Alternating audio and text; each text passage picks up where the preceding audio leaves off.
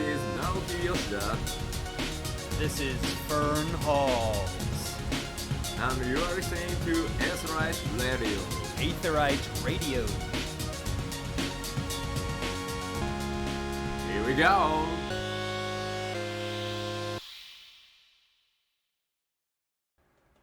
All right, hello and welcome to Aetheryte Radio, Gamer Escape's Final Fantasy XIV podcast. Lorecast today. We're doing it. We still haven't finished our Endwalker Lorecasts. So much. Endwalker. There was so much in Endwalker. It's just so large. huge. It's so many things. We're like, yeah, we'll do this in like 2 parts. Our outline still says part 1 and part 2. We were foolish. Cute joke. I just loved that when we first were like, oh yeah, we'll break it into 2, and Moose was like, you sure it's gonna be 2? And we were like, We're gonna spend one episode talking about Boja, and like 3 episodes later. Yeah. Oh man. We knew. I mean, there's a lot to talk about. So today, again, Lorecast, Endwalker, spoilers. If you have not gone through all of the Elpis area stuff in Endwalker, that's what we're talking about today. So you have been warned.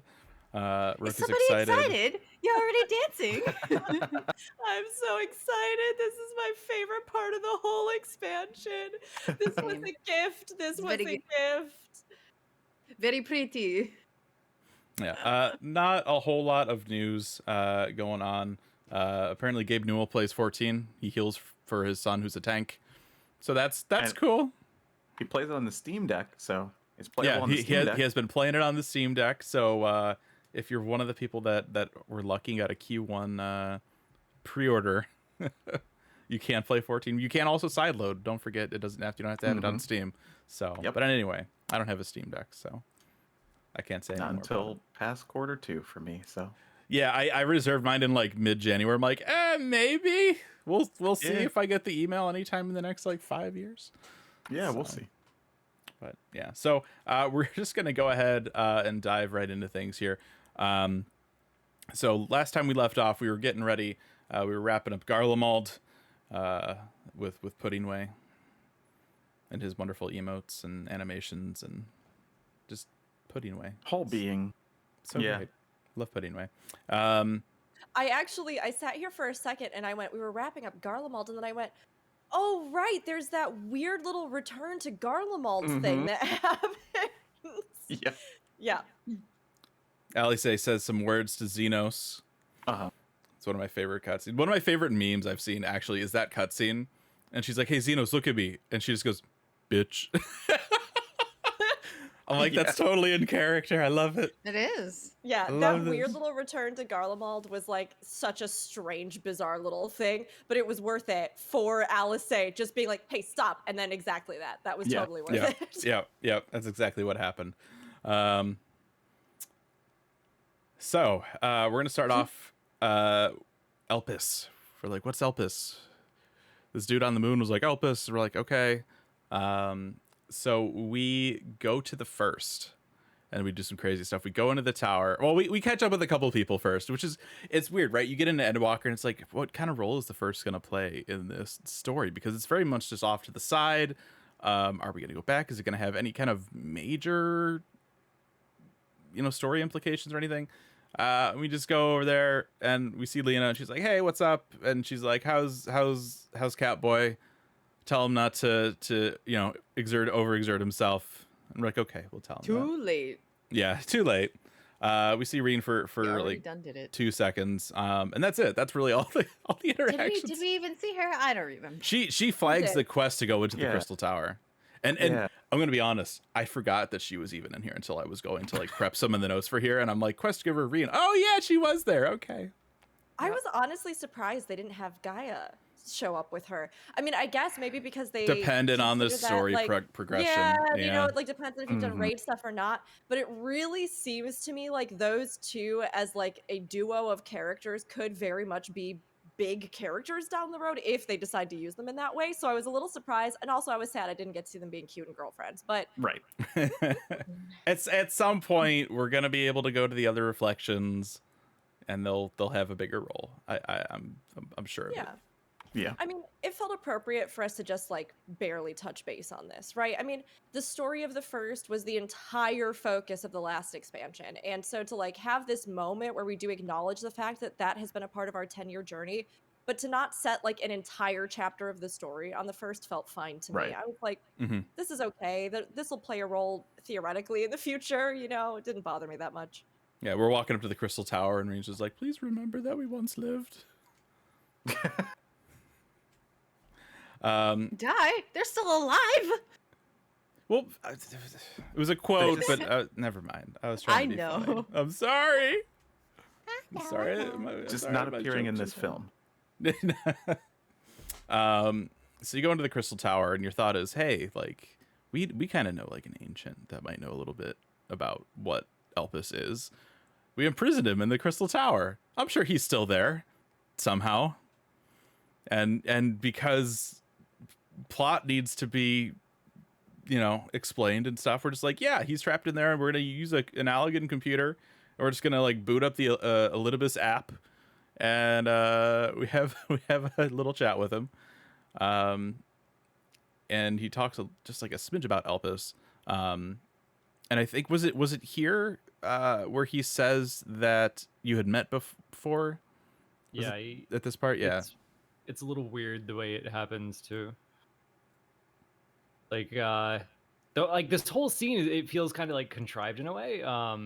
But in a way that I'm grateful they approached it the way they did, I guess. Because there was actually a debate before this about whether Elidibus was still whole in there or not. Yeah. Yeah. Because even if you tried to read the languages of like what was said in the journals and all that other kind of stuff, like some of them were like, yeah, he's been like completely done, dusted, he's missed oblivion, and then some were like, yeah, we trapped him in the tower. So like there was a lot of debate about which one was going to end up being true, and I appreciate that the answer ended up being, yeah, he's done and dusted, his soul's been disintegrated, and it's in the tower. So we're just going to use his computer to like bring it all back together, and therefore neither side is really right or wrong on that. Mhm.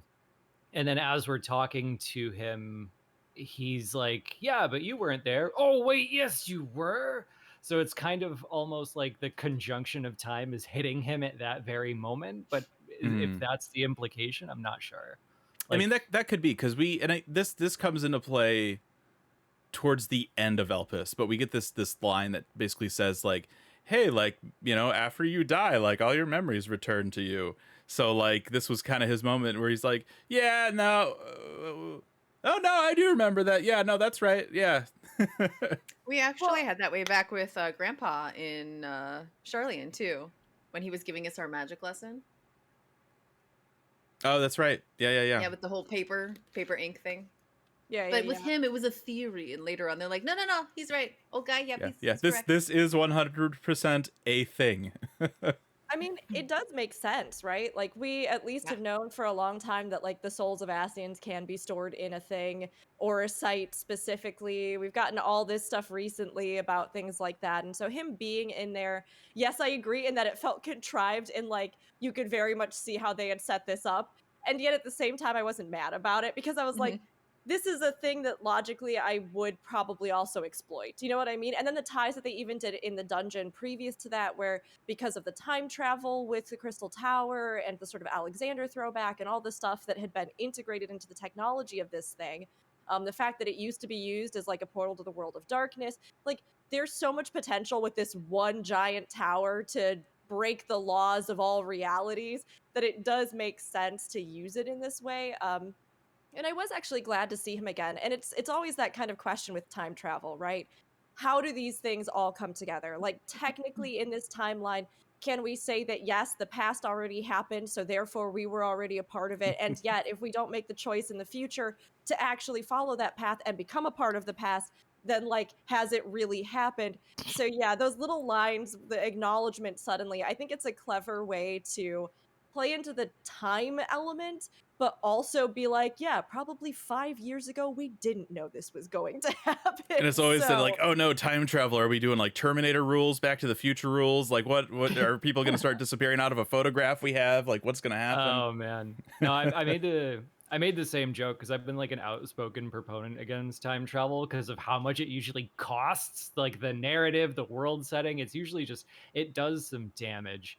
And at this point in the story and another point in the story later, I actually like stopped playing and on the stream just went on these like long rants about like different types of time travel and implications of time travel. And at one point I like pulled up PowerPoint and was like going through like, so wait a minute, we've got like a bootstrap paradox for Alexander, and then around that is like a changing of time, but the Y-shaped timeline that we branched off of now breaks and goes back and has another bootstrap paradox connected before and after that point in time. And it was just like, I don't know where we are anymore. And then like, the next slide of the PowerPoint is just Ishikawa pointing to the crystal tower going, this lets me do whatever the hell I want. Yeah, basically. And this is like part of what drove me nuts about it, like when we're talking about like the sensible contrived nature of it, like, yeah, this is a great idea to connect it, it's addressing the stuff we want to, but you can see the stitching in a couple places. Like, in order to get to the first in the first place, they needed to have more than just the Emperor's Throne. Like, that could break open the way to the void, but the void is an empty dimension. Like, if you break open the space between two dimensions, usually one's just deleted, so how do you get around that? And they did this whole like creative convoluted thing where you use Omega, Alexander, and the Emperor's Throne all at once to like break out of one world and into the other and ride the rift and, you know, move through time. And so how do we do that with just Elidibus in the tower now? And he has this one throwaway line that's just like, oh yeah, well, I was in Graha's head, I took all his memories. And that's Done. Easy. That's the answer. So I guess like I don't know how that explains it. Like, does Graha's like photographic memory still have all of the Wings of Time Omega calculations sitting into it, like that computer that we did a couple patches ago? I don't know. Really, ultimately, what it was is he guide. saw Graha's password for that computer that you used to talk to Elidibus, and so he was like, There's I straight love up a guide, I like love a Warrior of guidebook. Light, one exclamation mark. Like, it's easy to get in. Yeah, I Oh, mean, yeah. I guess it's possible that the tower itself would have a bunch of that data and all kinds of stuff. Mhm. stored Yeah. in it, and him being a part of it. I mean, I totally agree, and especially with the memory thing as well. It's like we've literally seen in Boja that memories are incredibly unreliable when re-experiencing them. So like, there is a lot there where yes, it's kind of like the contrivance, right? And Mhm. yet, I was so excited by the contrivance. Yeah. You're like, no, I it's fine. personally, yes, it's just like, to me, the payoff was so worth it that Elidibus looks me in the eyes and like, hey, my ghost is here and I'm gonna take you back to Elpis. And I'm like, all right, buddy, I don't need to know anything I else. do. Let's go.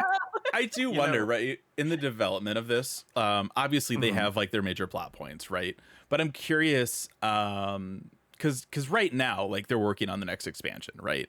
So I'm curious if after 5.3 came out, if that reception to that story into Elidibus, they're like, okay, can we like shoehorn him in here somewhere?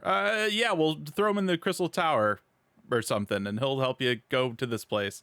Sure. Who knows, right? If they, and I mean, who knows if that's even that could be why we got Elpis all together, was just because of the reaction that people had to Shadowbringers and Emmet. And I feel like they already have a significant portion of things underway when we finally get to see the story in Shadowbringers. So maybe I think it's. what do I know? What do I truly know, right? I suspect it's a little of column A, a little column B. Like, I think they knew that this was roughly what was going to happen, but that when they saw how popular everything was from Shadowbringers, they were like, let's flesh this out a little more. Let's make this a little more fan servicey. Let's lean into it a little harder. And that's how it got to be this way. a I think it's little more bit of each. ancients. Yeah, I think it's a little bit of each. Oh, totally. Yeah. There's so much in there too that, like, honestly, and they kind of, with the recent stuff that we were talking about with the Q&A and the live letter, right? They've even kind of danced around some of the other questions, like, how did Azem know about you being there, and this or that, and what was Azem doing during the final days? And they're like, oh, we have ideas, but I don't know if we'll get to them. They And were it's- playing Dome and Mahjong and decorating their house. They already said this during the last live letter. I mean, I But Doma think didn't that- exist yet. Yeah, That's so true. it had to be like, the original Mahjong. Yeah. He invented Mahjong and then played Yeah. it. Yes. Oh, okay. I mean, Or I she. think that this Yeah, that's true. true. They but like I think there's so many possibilities with this. And honestly, I think it's really fun to go back. So to find some kind of way to make this work that feasibly fits within the realm of suspension of disbelief, I'm like, that's fine with me because experiencing things firsthand, like actually having a connection to that world, actually like because we obviously they want to leave things vague in regards to how they would portray a character like Azem, since that is essentially your character, right? So to do it in this kind of way to give you yourself a direct experiential connection to the realm and world of the ancients and to understand what was lost and what the stakes are and like why there might be even more motivation for characters like the Asians or what remains, it's like I loved that and I thought that that payoff was, I was like, that's good. Like I don't need to really worry about anything else. So It's magic. They're ancients. They can analyze magic and reproduce Look, it. That's just what I Final thought. Fantasy. Okay, No, I mean, this it is where makes the perfect fantasy sense. comes in. They literally created all of magic. They know how to do it. They could analyze a spell and recreate it. How did Elidibus summon people from beyond the rift during 5.3? He didn't learn that. He didn't ask Rahatia. He just knew. That's just what I expected. I was like, oh, yeah, well, he figured it out. What Makes what sense. does the seat of Elidibus do? Oh, I'd have to look that up again. the seat What? of Elidibus was What's the mediator, correct? Mediator, yeah. Yeah. Like the Yeah. Okay. the mediator for people. Yeah. I think the most effective word for it is like arbitrator. Like their job was to consider all of the stuff that they were debating and chart the best path forward for everyone. And this involved like there would be like disputes on the convocation, and the Elidibus would be responsible for hearing out every side and choosing the best path forward for everyone. And that's kind of how they made sense of Elidibus always trying to manipulate things and see the future, is because like that's his role, is to look at all of the systemic factors in play and figure out what's going to happen, what the probabilities are, and what would be best for it to happen, which is part of the tragedy of his character, because when like the will and soul of Zodiark is the only thing he's loyal to, his one purpose becomes corrupted. And I think like that's really the tragedy of his character the whole time. Yeah. I asked because we had Emet-Selch, who was looking at everything that was put together in the Crystal Tower, going, how did they do this? Which makes me think maybe they couldn't just go, and magic. It's because I wanted to. And I was like, well, does that fall more under a different seat, like Elidibus, perhaps? Who knows? Yeah. Anyway, let's talk about Elpis. Let's actually talk about Elpis now. We have all this talk and we haven't even gotten into the plot yet. So you get sent to Elpis, which is this facility that the ancients use to basically see what kind of life forms or creations were like fit to exist, right? They'd be like, I got this really cool idea for this thing. It's called a Goobu. Hold on. I'm really sorry. I have Okay. to pull us back just a little bit. Okay. I wrote down this quote that Elidibus says before he sends you onto Elpis, and it's heartbreaking. All right. The ones I love and long to see again are waiting in that promised land beyond memory and dream. Heartbreaking. It's sad. This good boy. That's okay, Elidibus. I looked at them and appreciated them so much. Don't worry about it. I lost my mind in this zone. When we first loaded into this zone, like I just lost it. In English, he has that line like "the rains have ceased and it's another beautiful day, but you're not here to see it." In some of the other languages, it's phrased a little differently, and one of the ones that caught me like really off guard in terms of like how meaningful it was to me, I think, like, I don't want to change out for it. I think English was perfect. I think it rocked it perfect. Keep it. But there was one that like was, how could I have been the last to go, as you all went on without me alone? It was like, yeah, that one broke me. It was like the idea that he stayed to fight a war that they could never win, as everyone went on without him, and he was the last, and that was never supposed to be his role. And I just like, that one broke me. So it's interesting when you have those little differences. Yeah, it was nice. It was such a nice thing because it ends him in the story. It just wraps him up in this nice little like bittersweet way, and then it's also literally talking about the place you're going, so it's a nice send off as well. Yeah.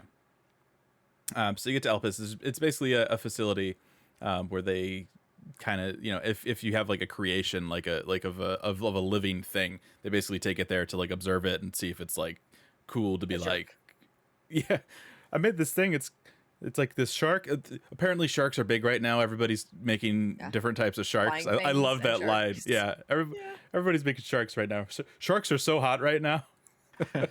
I couldn't help but wonder if they actually like gave it out to everybody in the team, like just come up with a random animal and we'll maybe throw it in Elpis. It'll be fine. And they just ended up with a bunch of sharks.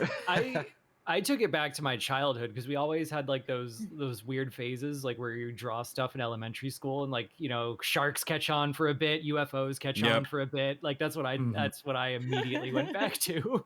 Yeah, I immediately thought back on the boss in, is it Academia with the two sharks? Yeah. And I was like, oh my gosh, that's hilarious. Like I just immediately jumped to that, where I wonder if they came out of this phase, I wonder if like you see something and then like you were saying, everybody else is like, oh, I want to make something like that. And then everybody's iterating off of it. They all had a meeting. They're like, we want to make this new kind of boss, something new. And Koji's like, 90s children's cartoons. Hey, let's make street sharks. Street sharks. Can't wait for the Captain Bucky O'Hare references to flow in next. So yeah, you get to Elpis, and right as you do, we see two people that we're like, oh, I think we might know who these people are, and it's revealed that it's Emet-Selch and Hythlodaeus. And they, AKA my boyfriends. we see both of Rook's boyfriends, and they can kind of sense that you're there, so they kind of help you. I forget what would the term be. They gave you a bunch of ether to like make you more like whole or tangible. And then they also reinforced your corporeal spiritual connection. And then they made you bigger, so you don't have that super weird ancient height discrepancy thing, which I loved so much. I'm like, I don't want to be in another room with like a bench that's like 5 feet higher than me. That was weird. I love how that scene immediately went back on what they warned you about too. Like Elpis is like, you're going to go back into the future, but you'll only be able to witness things because no one will be able to see you, and you won't be able to interact with anything. And like as soon as we landed in Elpis, I'm like, that's a lie. That's not going to happen, because otherwise this could have been an echo, and it's not an echo. So something's going to happen. And like I walk 2 feet in, the first 2 people you see in the land of you're only supposed to be observing. No one can see you. You can't touch anything. You walk 2 feet, and one of them just kind of goes, "Do you see that?" They're also the 2 people most likely to see Aether. That's weird. Right. Yeah, that's true. Like we know from the short stories, right? The discussion about Aetheryte and like the short story where like Hades, aka Emet-Selch, literally is talking about how certain people are able to perceive, like he's one of them, they can perceive ether, they can perceive distinct souls and like patterns of souls and all this stuff. And I loaded into that zone with like Elpis' little like, ha ha ha, but you won't be able to interact. And I was like, ah, shucks. And I'm standing there and I'm like looking around, and I immediately I was like, huh, wouldn't it be amazing if Emet-Selch, or like, gosh, we saw a glimpse of Hythlodaeus' hair. I wonder if they made a model. And then like 2 minutes later, you're just looking right at Hythlodaeus, like, I was told not to touch anybody, but I'm gonna give you a hug. Is that okay? Oh, I touched all up on that. I touched all up on him. I just like, no, I did not expect them to do that. Like, I'll be completely real. In this beat of the story, I thought they would cop out on it in a sense. I thought we would be having to, like, I don't know, just pretend to be somebody with a mask on and like walk around. I really did not expect that we would be talking directly to them and like interfering in this kind of way. And it was, when we get there, we'll get there about the like whether or not you believed that things could change, because we talked a little bit about this recently too. But like, I was so surprised that they were there in the flesh talking to us. I think I yelled in my recording for like 20 minutes. I was babbling. I was so excited because it just brought together so many things. And like, especially meeting them there when you know that Hythlodaeus because we had just gotten the bomb that Hythlodaeus was a part of Zodiark. And like, as the person who was running the Bureau of Creation, like, you know, it struck me this moment of like, of course he would be. He may have even had a hand in the conception of Zodiark's structure, or in the creation of him. He may have wanted to directly be a part of him. He may, like, and you just suddenly have this, oh my gosh, like, you're so elated, but your stomach is also plummeting because you're thinking about how this all comes like full circle, and you know you're gonna love them more than ever. And God, they're so beautiful. And please give me those eyes in CC so that I can have some remnants of the ancients in me, please. Like, it's so good. It's just so good. It's just so good. It's just... So they when we talk about how they like kind of detect you, and they really what they see is the color of your soul, which is interesting. And this is I know there's been a little discussion about this too, because I believe what was it an alchemy quest, Moose? Yes. That mentioned this, where it mentions that I believe they say that the color of your soul is blue. Yes. I remember. It's probably not as deep as you think. My theory, based on the fact that like the water crystal's the first one you find, the color of your soul is blue, Hydaelyn, all that stuff, is that this is all just Final Fantasy brand shade blue. And I don't think it's much deeper than that. Like the rest, it's all just kind of incidental, that like that classic Final Fantasy blue. That's you. Mother Crystal Blue. That's the I assumed we'd be that sort of amber, like the crystal that we have. That's why I wanted to bring Yeah, it I up, thought so because too. of the color of the crystal. Yeah. They do But- definitely recognize that you are a part of Azem. So there is that, like, that, or related to them somehow, which is also interesting. And so you're just like, oh Right. yeah, I'm Azim's familiar. Yeah, Totally. you're right. I'm just gonna nod my head and agree. And I They just like give you the answer too. They're like, "What are you? Are you Azim's familiar? Yes. Sure, Yep, that that. sounds great. And I need to take a moment here. And this is one of these questions where I need to ask this the next time we talk to Koji and Oda-san. But like at the same time, I know we're not going to get a solid answer, but it's just like I feel obligated because I know I just want to see them come up with some kind of bullshit answer for this. It's like, okay, so Elpis, right? This area, it's a full area, right? It's not just like a flashback cutscene thing. It's a full area. There's fates, there's quests. So like, how do you explain like hundreds of Azim familiars just going around killing the wildlife, gathering, like what is this, everybody in Elpis just like watching like all these people on all these different mounts flying around, be like, those damn Azim familiars. Like, what is going on here? I mean, if you look at it literally in the sense of like an MMO and all of us being that character simultaneously, right? Like, yes, it's funny, it's memey, it's like, this is very silly. I mean, within the conventions though of storytelling within MMOs, there is always that sense of the role you play as a single player, right? And a lot of times, you know, they will try where they can to say, you know, oh, you're bringing your adventuring allies in, and it's just a bunch of other people, you know, are also warriors of light. But other times I think it's just, you have to kind of just believe totally. that likely it's just you, It's the just warrior of light there gameplay has to be canonically. gameplay. That's No, how this. my mind always tries to kind of like find the middle ground between things and make sense of things, and it's trying to do that right now, even though we can't do that with this situation. And what it's coming up with is that in Fusion's head, what's going on is like there's going to be a conversation someday where the warrior of light's about to engage a battle, and he references something Minfilia said about him being the warrior of light, and that these are all his adventuring allies, and they all realize, wait, she said that to me too. Are none of us? She said you were the warrior of light. Oh, damn it! I thought I was her You can't favorite. put all your eggs in one I feel basket. You duped. just can't do that. I like that though. That'd be hilarious. It's a thought I constantly had while running around in Elpis and doing fates. I mean, yeah, you know, Azem descends like locusts. It's just the way it works, right? Yep. I mean, it would also be very in character. But it's like, Azem yeah, didn't exactly. have time to come here themselves. How many familiars did they send? How many? We got to get Azem familiar Azem is control just in play. in his office playing Domen Mahjong, and he just gets a stack of like letters all of a sudden. It's like, yo, can you chill with your familiars? He's like, what are they talking about? I didn't make any familiars. What are you even talking about? So after this, we find out that Emet-Selch and Hythlodaeus are there to speak to Hermes, who is the current was it chief operator of Elpis, I think is the title, about taking over the seat of Fandaniel.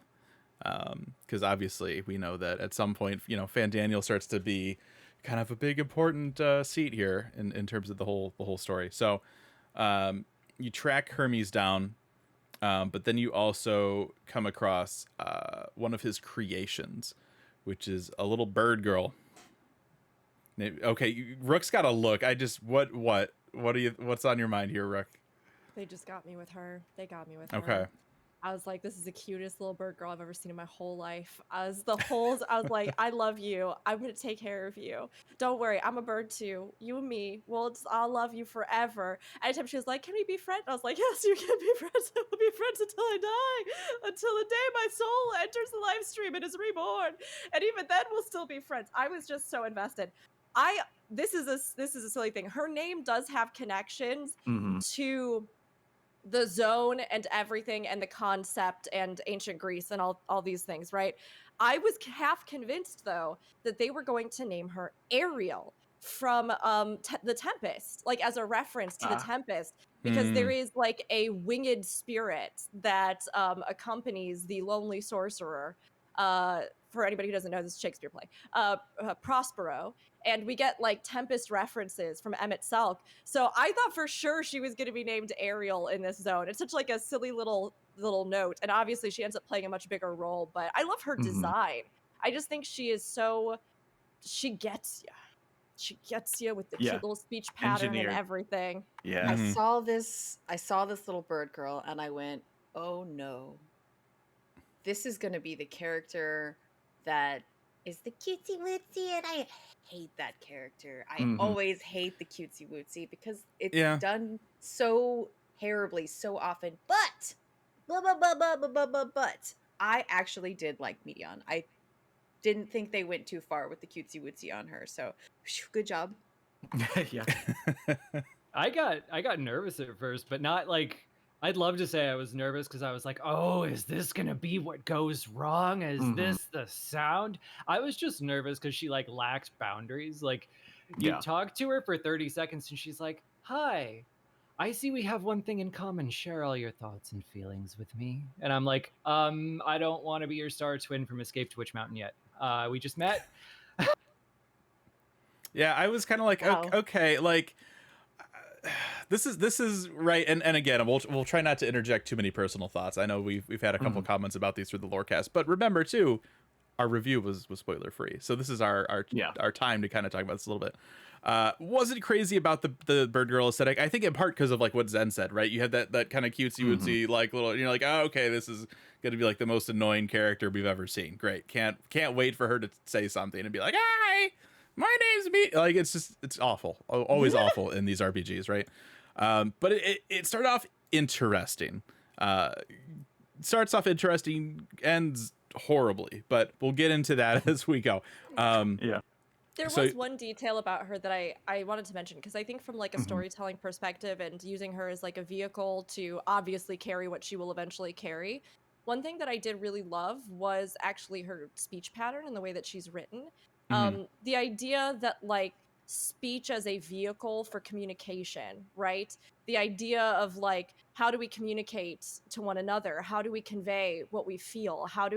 So it was funny because like, in a sense, Moose, hearing you say that you hated that she like invaded your mind so quickly, or that at least, if it made you feel uncomfortable.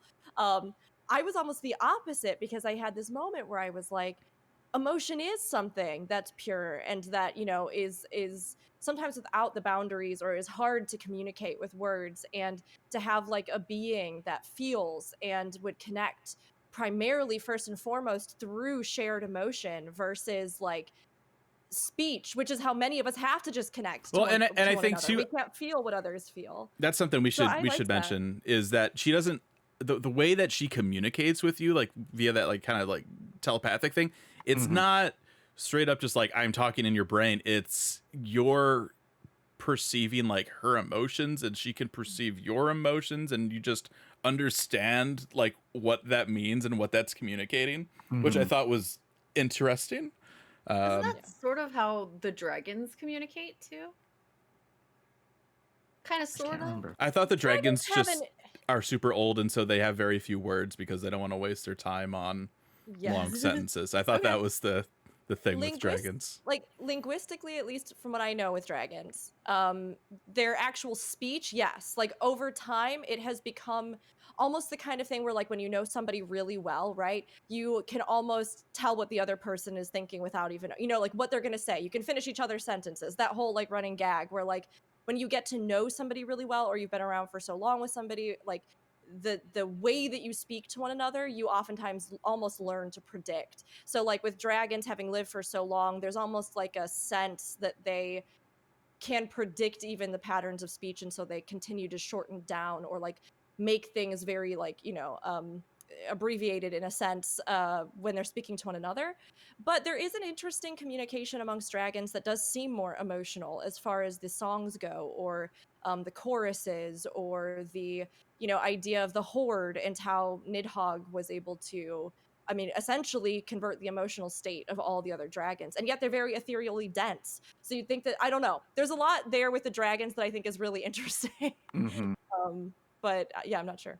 It Yeah, I can't really- like there Okay. there are a lot of things that can be explained by in-world plot stuff, but it's us kind of weaving them together because some of it's just kind of what the plot needs that day, and they made sure that they didn't do anything woefully inconsistent. So like we can come up with a lot of good answers for how stuff like that works, especially when we think back to, scenes where the dragons are talking to kind of multiple people at the same time. Some have the echo, some don't. They switch between, the draconic language, dragon speak, and their common here, the tongue, but they're kind of projecting it into your mind a little bit. Like we can put all those pieces Yeah. together and make excuses for all sorts of stuff. Sorry, Um, little tangent there. I just kind of went, wait a minute, wasn't there another person who did that? No, I mean, I'm genuinely interested if they are at some point in the future, especially if we go to someplace like Mericidia, going to start actively tying in forces like Dynamis into, you know what I mean? Because it's Mhm. something where, like, they could just leave it at this expansion, but I have this feeling they won't.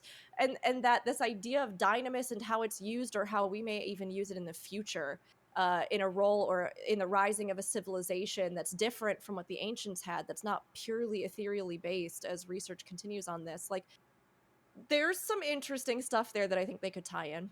Mm-hmm. yeah, and I mean it's around this part of the story too where we get introduced to the idea of dynamis as well as being this kind of emotional power. I don't know, how would you describe dynamis?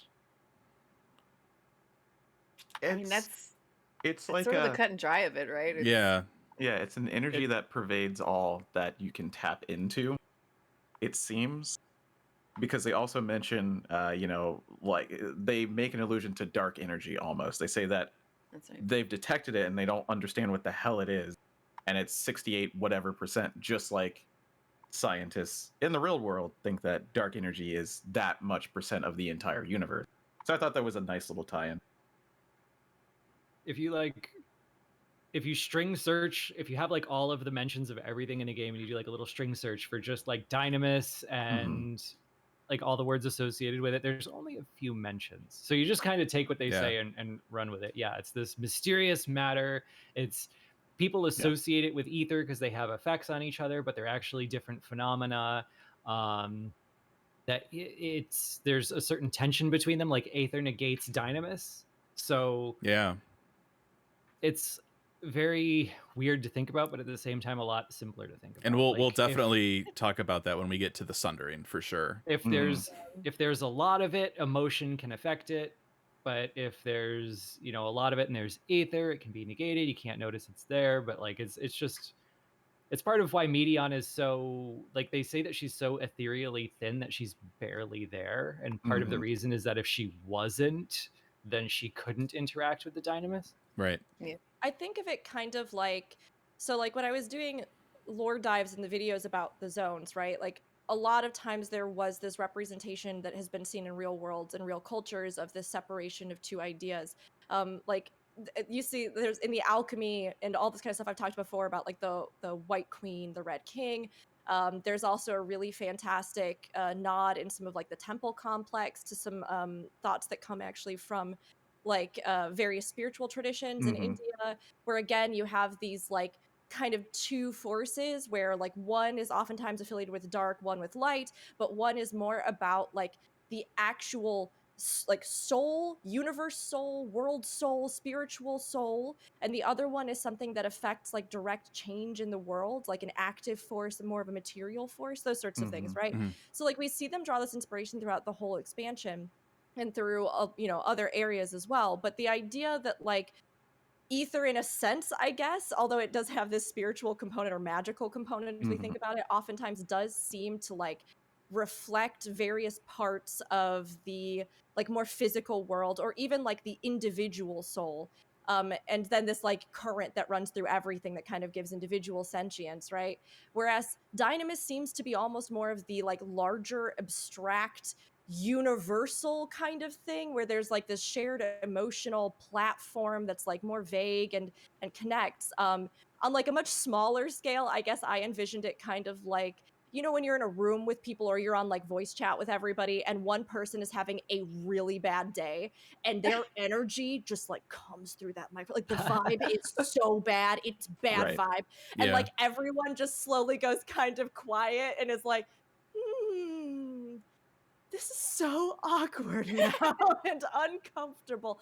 Like, or if somebody's laughing so hard that you yourself can't help but laugh, that there is almost a medium on which our emotions vibrate, if that makes sense. And that like the way that that can be contagious to us in a sense, or if something is such a powerful feeling that it can affect others, to me, that's kind of how I envision it in a much smaller kind of thing. But like, and there's so much interesting mythology and world lore that I think has tried to also delineate in real life. Like I would check that out and research it if you haven't, because there's a lot of stuff that I think kind of contributes to this, and even in Buddhism, which is like a big part of the themes of suffering and stuff like that. Like there's just a lot of very interesting nods. So I think you can look at it a lot of ways, but that's kind of how I looked at it myself. The way that I looked at dynamis was just like, I remember running dynamis in 11.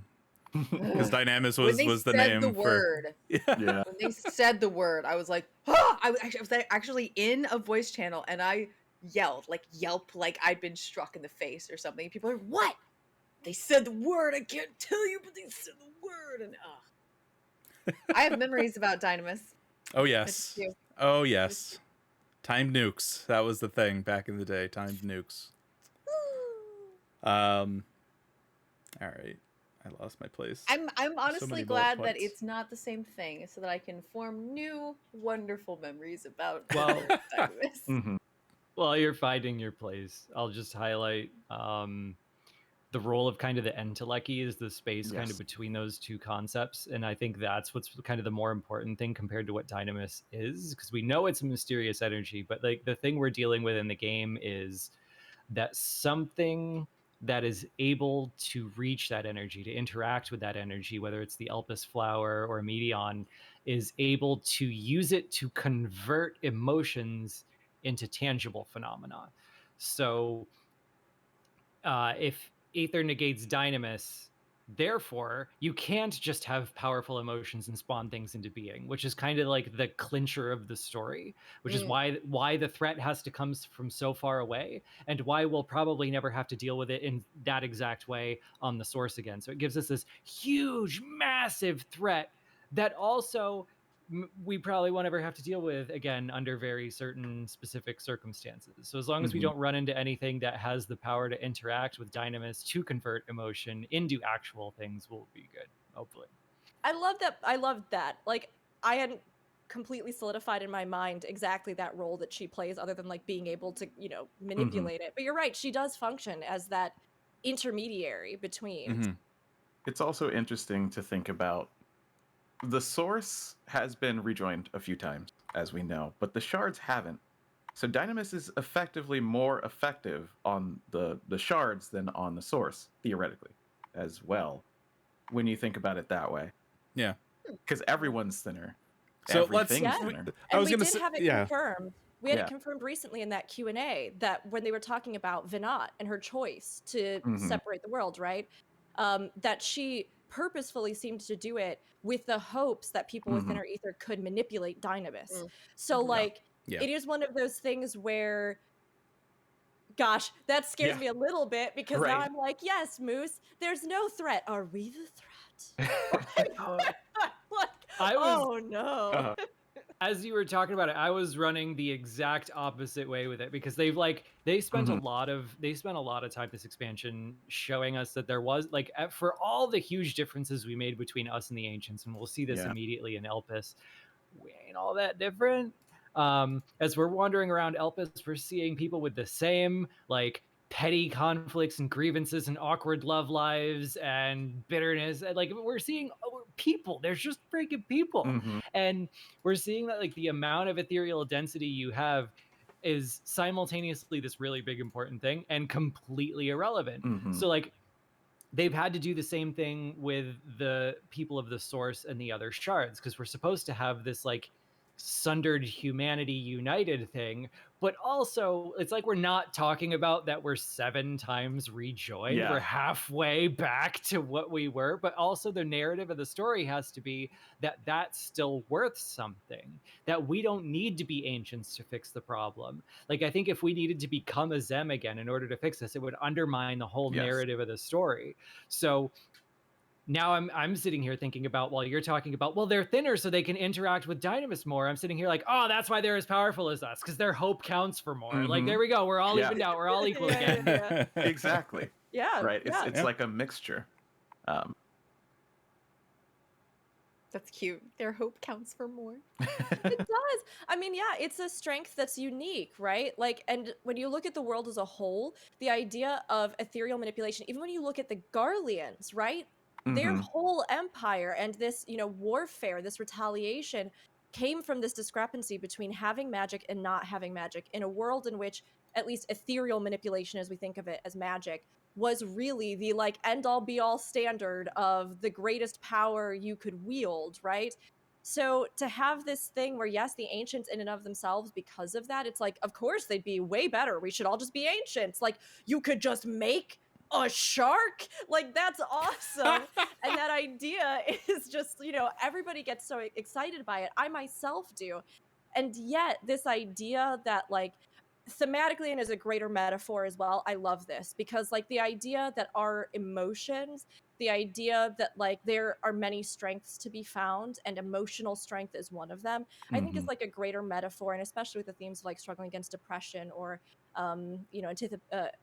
hold on, what's the word I'm looking for? Antipathy. Yeah. Yes. Mhm. Or like these other kinds of things, like in a world, especially right now, that's so dark. I think it's a beautiful metaphor, but I also just like the idea that, like, hey, there may have been, yes, this entire other magical thing out there that the ancients were like, whatever, that's just a dumb thing. Like, what are you talking? That's like a stupid thing. Why would anybody research that? We've Yeah. got ether. I like that there is a new way forward that might be a wholly unique strength to the people of this world and Mhm. not just like a diminished shadow of the past, Right. It's that idea that, like, coming out of Shadowbringers, there's for a minute until the final days thing happens, we're like, man, these people like had it all. They had like these great cities, they had creation magic, but like at the end of the day, it's kind of like a variant of like money can't buy happiness, right? It's like, yeah, cool, you can Mhm. have creation magic, you can have like this great utopia and stuff, but at the end of the day, like, are you really living? Like, you need to feel sad sometimes, you need to Mhm. feel joy sometimes. Otherwise known as the entire end of Dead Ends. Yeah. Right. Yes. The third Yeah. leg of that dungeon. Yeah. Yep. So let's move on. You end up Mhm. running into somebody that we've seen before. Mhm. Brain explosion. My wife / girlfriend. I had so many partners that just were given to me in Elpis. Her I- entire Tinder, like, what is it, swipe right list is just Elpis. Yeah. It's like, it's everybody I chose right here. That's it. This zone was a personal love letter for me. Not to say that anybody else couldn't have enjoyed it and had the exact same experience, which is what makes Endwalker great. But I was like, what would I love? Emet-Selch. I would love Hythlodaeus. Oh my gosh, Vinat, please. I want her to be here. And then they all were here, and I was like, I will never leave. And I just wrapped Mhm. my arms around them. You and all sometimes I just you go all back. go into that one house and you just like lock the door and like swallow the key. You're like, we are stuck here now. Yep. I was like, oh, so bad that the future is gonna end. Doesn't matter. My present's too good. I'm gonna stay right here. Oh, I love like the canon for Rook's like Warrior of Light. Elpis is like, okay, yeah, and don't touch anything. And then you just come back. You're like, I touched everything, and I have never been so happy. That's it. Elpis is just that like, was my personal journey. Yeah, I'm sorry. I know that's not particularly lore relevant, but it is very important to the power of my dynamis. Look, head canon is a very real thing.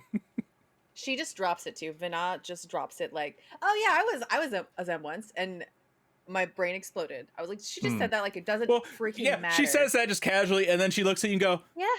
By any chance, are you from the future? And Elpis is just back in the tower, like, oh god damn it. My brain just exploded. She just like didn't even care. She just drops it, and then it goes. Go back and read it twice. Like, did she just really say that? Like, she doesn't give a fuck. She's like, I can detect my magic on you, and I've never seen you before. Therefore, you're from the future. Let's go into this house, and you can tell us all about it. And you're like, as I said, yeah, all right. So smart. She's so smart. So just immediately upon meeting her, the game is like, by the way, this is probably the smartest person you'll ever meet. Mm-hmm. Yeah. Poor Sid's over there like, going by. I had a siren going by, so I couldn't yell, but here we go. Yes, it's because then she is so beautiful, so powerful, so amazing, so incredible, so wonderful, so strong. She's amazing. She's everything. That is everything. It is a good way to show that she is incredibly worldly, right? She's been there for who knows how long after she should have retired. Like, we don't know what part of her life this is other than it's really late on. And who knows how much time passed before the end of days. This is how she spends her retirement, is what this is. She goes gathering more knowledge, experiencing more things. Like, it makes perfect sense that she's like, no, there's something up with this. I've seen a lot. I've seen basically all there is to see, which is why I'm here in Elpis seeing new things. Cyan in chat is saying it wasn't Vina who said it. I don't know. Oh, it was Emet-Selch that says she was, I don't know. I'm remembering it was her, but I don't know. Maybe it was in the same scene. Either way, we find it out. It is that same scene. Yeah. And this is also where we get that juicy shark information. Yes. Either way, mine exploded. Yes, I will have more to say about Vinat shortly. But like, yeah, I just love, like, to be honest, I just love because okay, I feel like it could have been very easy in this regard to be like, oh, Vinat was just a beautiful woman. This will be a little bit of a, you know what I mean, like a little bit of a tangent. There's this ideal almost that like sometimes I feel like with these iconic characters or people, and this zone was so great for this, especially when it comes to a lot of times like a goddess-like figure or something, right? To just generalize them in this sense of like, you know, I don't know, they were good and pure and wonderful, you know, and she is, don't get me wrong, I've stated that, but pure overrated. Again, like, I do think you get such a great sense of her character here, and also why she would be the person to make this choice or have the knowledge to do it or to create this entity, right? She was a genius of her time. She was prolific. She wasn't just somebody who wandered around, you know, like hanging out with people. She was one of the great thinkers. She contributed to advancements in all kinds of fields. We get this information as we continue through the zone, that she herself was so in love with the world that she would come to destroy, to save some piece of it and to give it a future. Whether or not that decision is wholly right or wrong, or as many things in these expansions, gray in a way that's very true to human experience, right? And so I love all these details about her because I think it really does take her to another level as a character, including this silly little stuff like she loved animals and she has this dog that she made that's the most beautiful dog ever. Like, those are things that feel so humanizing about her and that I really appreciated getting from her in this zone. Yeah, it's go ahead. Good. Okay.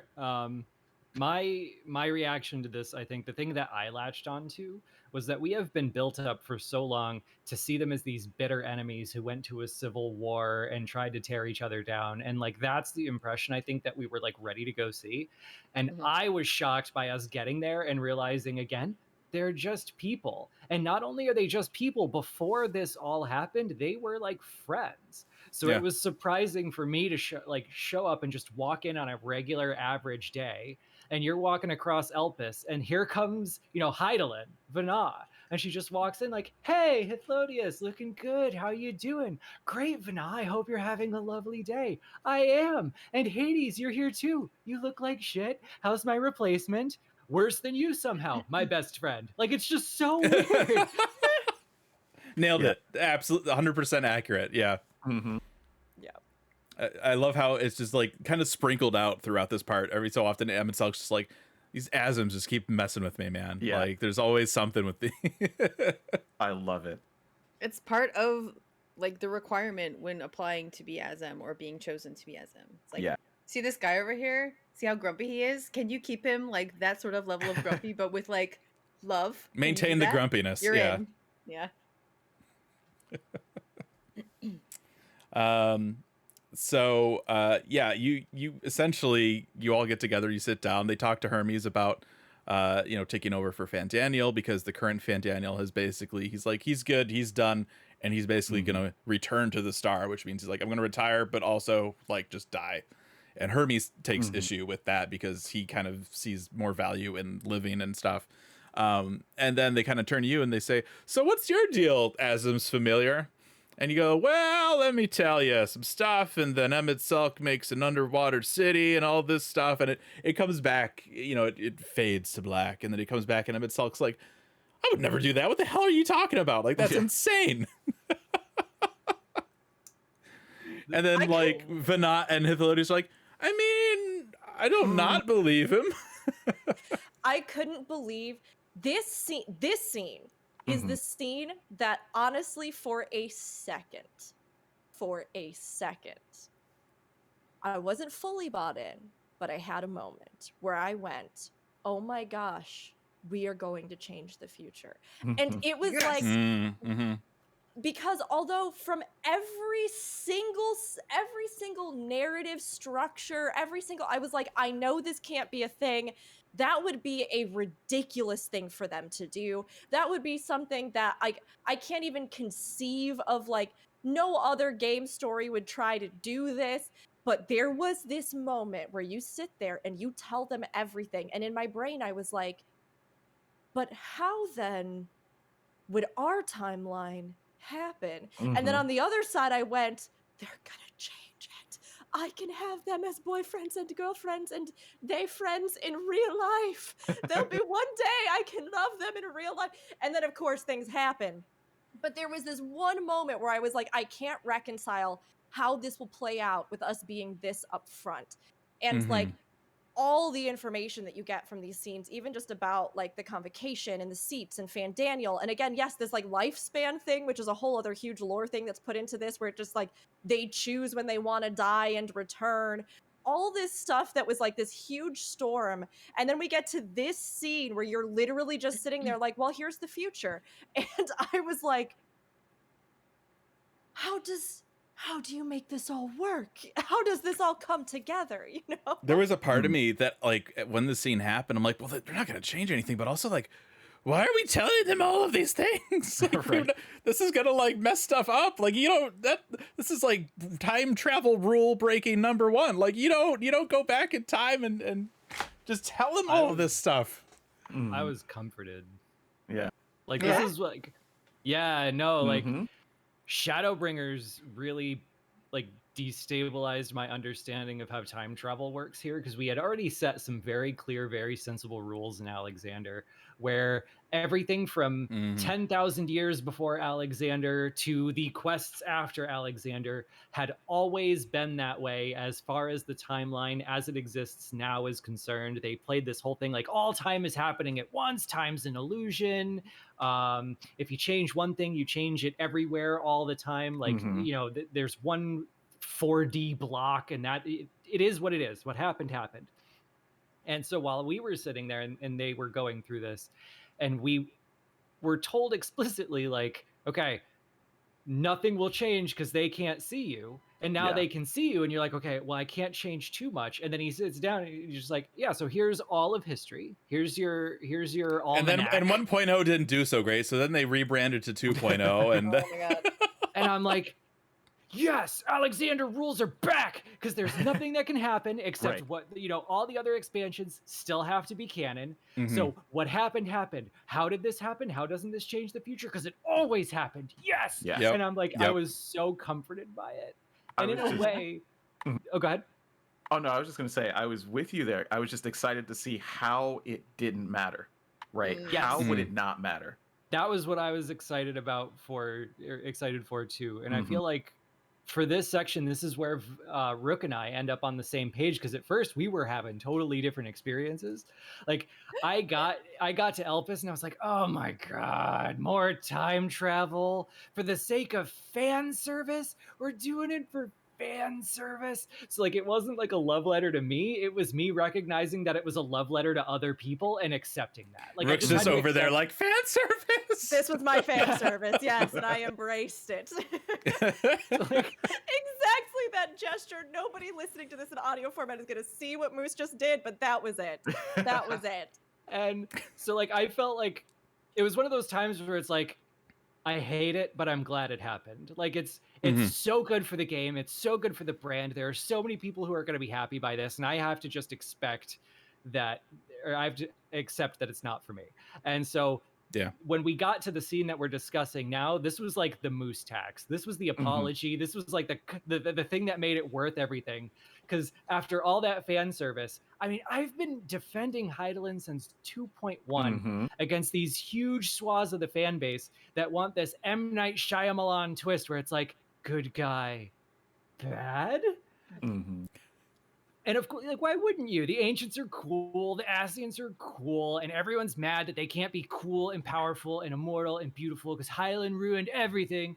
And so, like, I've been defending her for all these years, and all of a sudden we go to the past, and there's a tea party at Hydalin's house where everyone sits down with mom, and then Emet-Selch is there, and he calls himself a megalomaniacal idiot with a bad plan, and I'm like, yeah! So, like, this was like the moose tax scene, because, like, validation and Mhm. Alexander time travel is back. I'll take it. It was worth every moment. Moose, I won't lie. I had several moments. I mean, I too, like, I did not want Hydaelyn to be evil, and like, especially, you know what I Yeah. mean? It's like one of It's those such a things where I thought, tired like trope, Mhm. right? Yeah, It's like, like, I want- okay. if anything, I want more nuanced storytelling. I want more gray area. Like, people can have pitfalls, they can have faults, they can have flaws. We all do. Like, it's okay to acknowledge that, right? But I did have several moments as things were panning out where I was like, oh, Moose. Me She too. mom. Yeah. So I was like very happy. I'll have Very way more happy. comments on that later, because Yeah. like, my thoughts on Yeah. that coalesced way later than this one. But yeah, I Um, was that one like paid the tax. Right. But I do like, I think if there's one thing that beyond fan service Elpis did, is that in many ways, because, and I totally admit, yes, I'm there, and I'm there for the emotional payoff of this because I love them as characters, and I admit that for me that is service to that, and I'm good with it. But like, something that this zone I think did do beyond even that is the fact that many of these characters who would end up being game-changing, world-changing, lore-changing, these huge facets of what I think has taken 14 from like, oh yeah, it's pretty standard fantasy thoroughfare with some pretty good lore and like really rich world and some really great standout moments, to something that in and of itself is like, this is a landmark in Final Fantasy. Like, the storytelling and some of the development and the ideas and the concepts, much of this has revolved around the revelation of the ancients and Shadowbringers, right? Like, the idea that this world and the way that we viewed it had these layers to it that added simultaneously so much depth and so many plot holes for them to deal with all at once in one fell swoop, which they've done a great job of dealing with. But to have, I think, this progression of, I mean, I hate to say the villains in the franchise, but I mean, especially Emet-Selch and some of these other characters, as well as Hydaelyn and the others, to have this moment with them where we actually, in a moment of time, get to see who they were and then to know who they are is, I think, so invaluable. I mean, that moment, that comment you pointed out about Emet-Selch himself saying, like, I would never do that. That guy's like a megalomaniac. Like, what in the world? And I love it because I think there's real commentary to be said there, as well as with Hermes and everything else that goes on, about the ways that sometimes the people we were and our best intentions, or like the things that were, I guess, more pure about ourselves in a sense, like, you know, before many things, troubles, struggles, suffering befalls us, we don't even realize in our own lifetime sometimes how warped we can become. And like the actions that we might make ourselves, thinking that we are the protagonist, right? In many ways, or the hero of the hour, realizing that sometimes we all have to do a step back and look at the journey we've taken and look at who we are and the role we're playing. Even more beautifully illustrated through Emet-Selch and all of his theatrical references. You know Right. what I mean? But I think it's something that did give us a really invaluable look at them as people. Like you were saying, it humanized that element when we didn't have a lot of time with them, all things considered. So Right. Yeah, that was So, something I wanted really, yeah. let me. Yep. Okay, so Yep. the thing that I wanted to bring up next, you basically just pulled strings of it directly out of my brain just now, Rook. As I was watching the scene where specifically it comes back from the fade to black, and you see all of their faces at the table, like obviously like considering everything that you've just told them. We've mentioned 1,000 times before, the animations have gotten better, and even just like the little sort of expressions they had on their faces, it made me cry because you could tell they were really thinking about everything they'd been told, and especially in the case of Emet-Selch, who's like, what the crap, I would never do that. But he at this time has not, like you said, experienced all that suffering. Mhm. And it just added on top of it for me, because that suffering is in the end part of what made us, all of the people who have been sundered, what we're able to fix things in the end, what we're able to really live life and appreciate life in the way that the agents couldn't. So it struck me that even though he was still whole, having had to have that experience that everyone else did, sort of, even though he was trying to undo it, he was learning to be a person. And there are even points in his story where he said, I tried to live like you guys. I tried to give it up and just experience life, and he couldn't.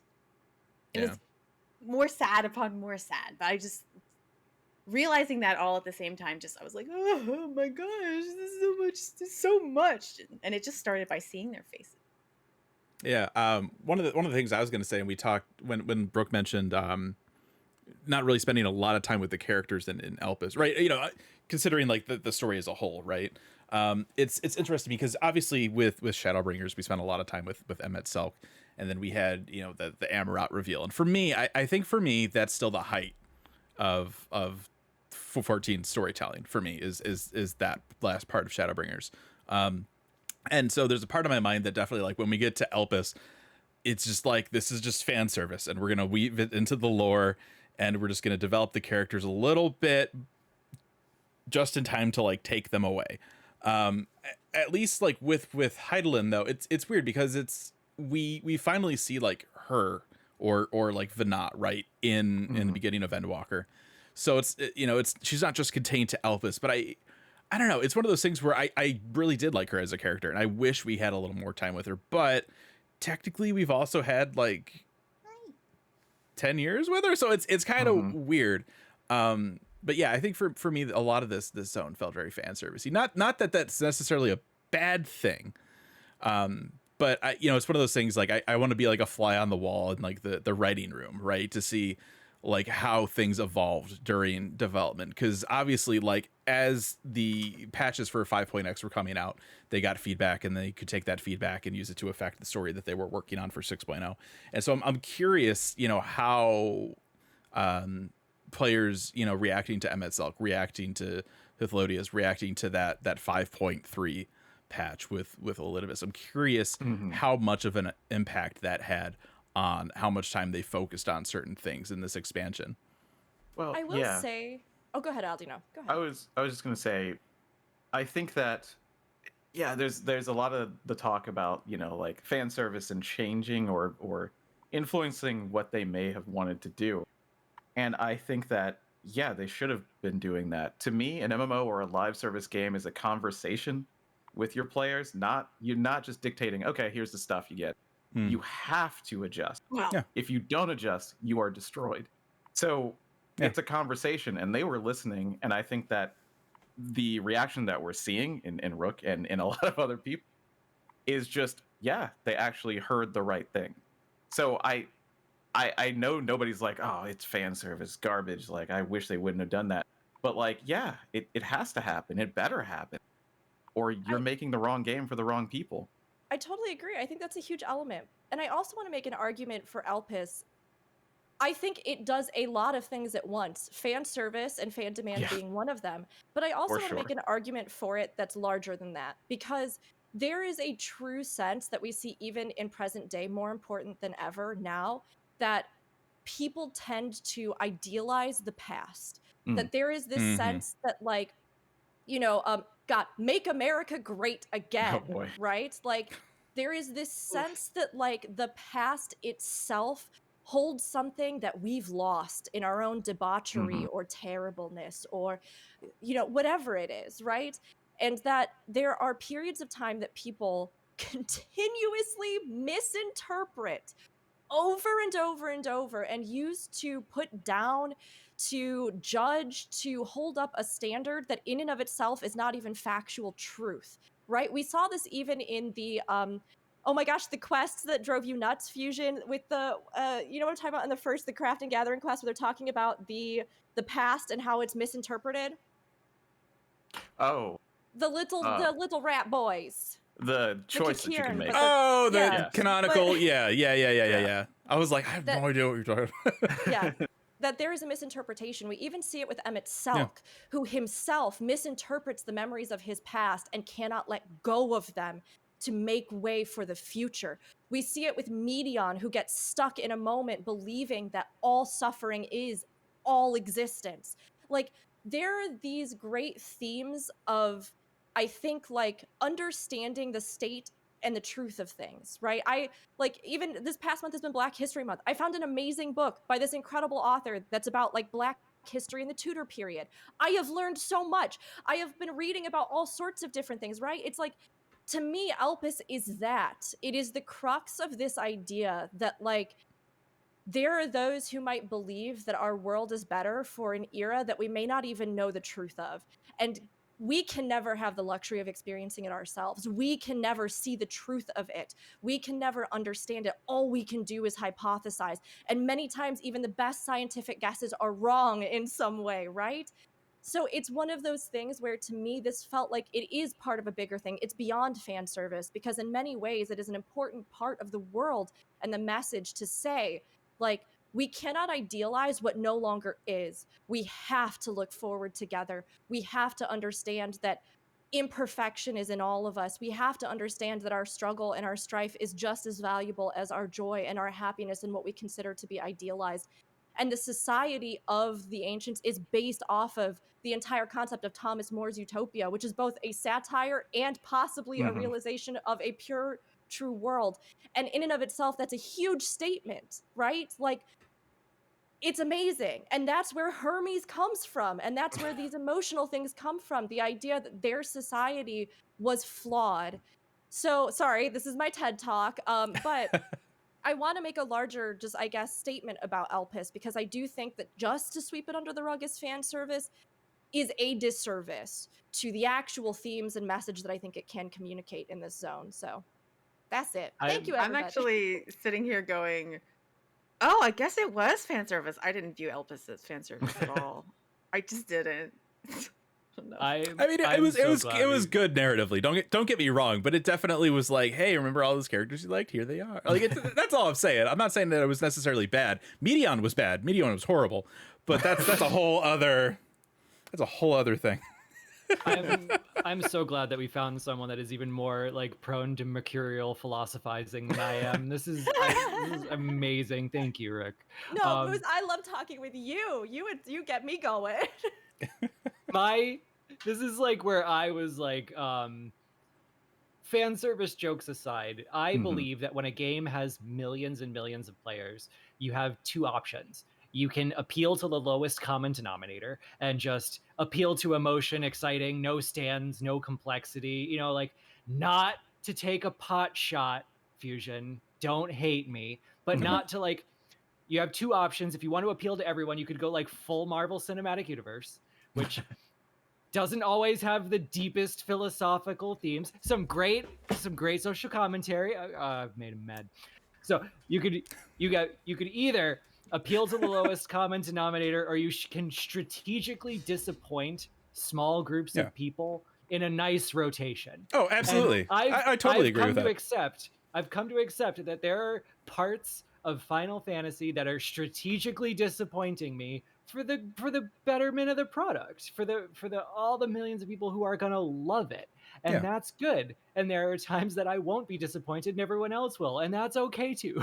Yeah, I mean, it's one of those things, right? Like there's so many players, which means you're gonna have such a variety of backgrounds and with the way that people think, and not everything is gonna land with everybody. Like, I'm sure like Ishikawa writing this stuff is like, and then we're gonna go to Elpis, and Hythlodaeus is gonna be there, and Emet-Selch gonna be there, and Vrad's gonna be there, and she probably has a similar mindset to Rook, where she's like, it's gonna be great. We're gonna go to Elpis. There's gonna be an ancient sandwich. I'm the meat. I'm just in the middle. It's gonna be great. We're all just gonna get together, have a tea party. Ancient sandwich. That is how I described it. Yes, while I was live. Thank you, Fusion. Did you really? While I was playing, I straight up said, I'm gonna get in there like a sandwich, and for the rest of the zone, I was like, don't take my sandwich from me. But there's three of them. So who's the bread and who's like the Have you seen that triple sandwich? Is it? Well, it would be lettuce, because lettuce is boring, like a tomato or something. Who's in there with you? Sorry. Put together I'm so like sorry. A triangle. I have totally derailed us for the 100th time. Please continue. The hell was I even doing?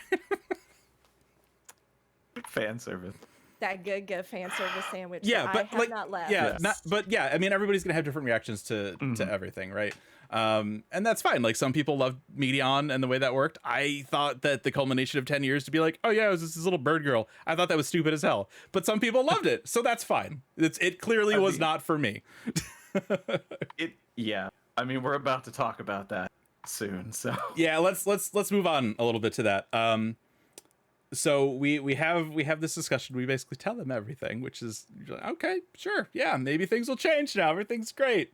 Or we just like ruin time travel, and it's gonna be a horrible. You're looking at your photograph, like pictures of like Marty's dad are like disappearing. Like, oh no, what have I done? I loved it. we are in the Zim. We don't care. Yeah, I can't think of any other. I'm sure there are. You just but I look couldn't across the think of any table. other- Is Emet-Selch grumpy? Yes, we've done our job. I couldn't think of any other media that involves time travel where the person who is specifically told, "Hey, don't do this," sits there and lays out everything. Sometimes something slips, or "Oh, you see yourself over there, and just don't pay attention." We just sat there and said everything, even when they Yeah. told us not to. And I was just like, I love that this is different. Yeah. So we do that, and then we start to kind of get to the point of why we're in Elpis, like what this is kind of culminating to. We find out that Meteion, right, as one of Hermes' creations, like this was something he really wasn't like talking to people about. He's like, this is kind of like my little like pet project on the side. We're gonna dynamis and Meteion. We find out that he basically made a bunch of Meteions and just like sent them out into space. Like, oh yeah, and the whole purpose of this was he had a question that he wanted answered. And what was the? I tried to look this up so I could get the wording right. It was like, what is the meaning of life, or why do you live? What was the actual like phrase? I can get it for you. Hold on. I know that was like the gist of it, but I wanted to make sure that we had like What gives your life meaning? what gives Something like life that? meaning. Yeah, that sounds But right. it came about because what do we live for? Says Alex. Yeah. It was Yeah, that right, like yeah, what people live for, what gives lives meaning. yeah. And so of course, like we hear this, and Emet-Selch is like, that is the stupidest thing that you could have sent an empath to go answer. I love. I'm gonna defend. I was planning on doing this later, kind of closer to the end. I was thinking about doing it because I was just listening to Fusion talk about it, and I was like, I mean, I have a little bit of a reputation, but like, I think I'm just gonna do it now.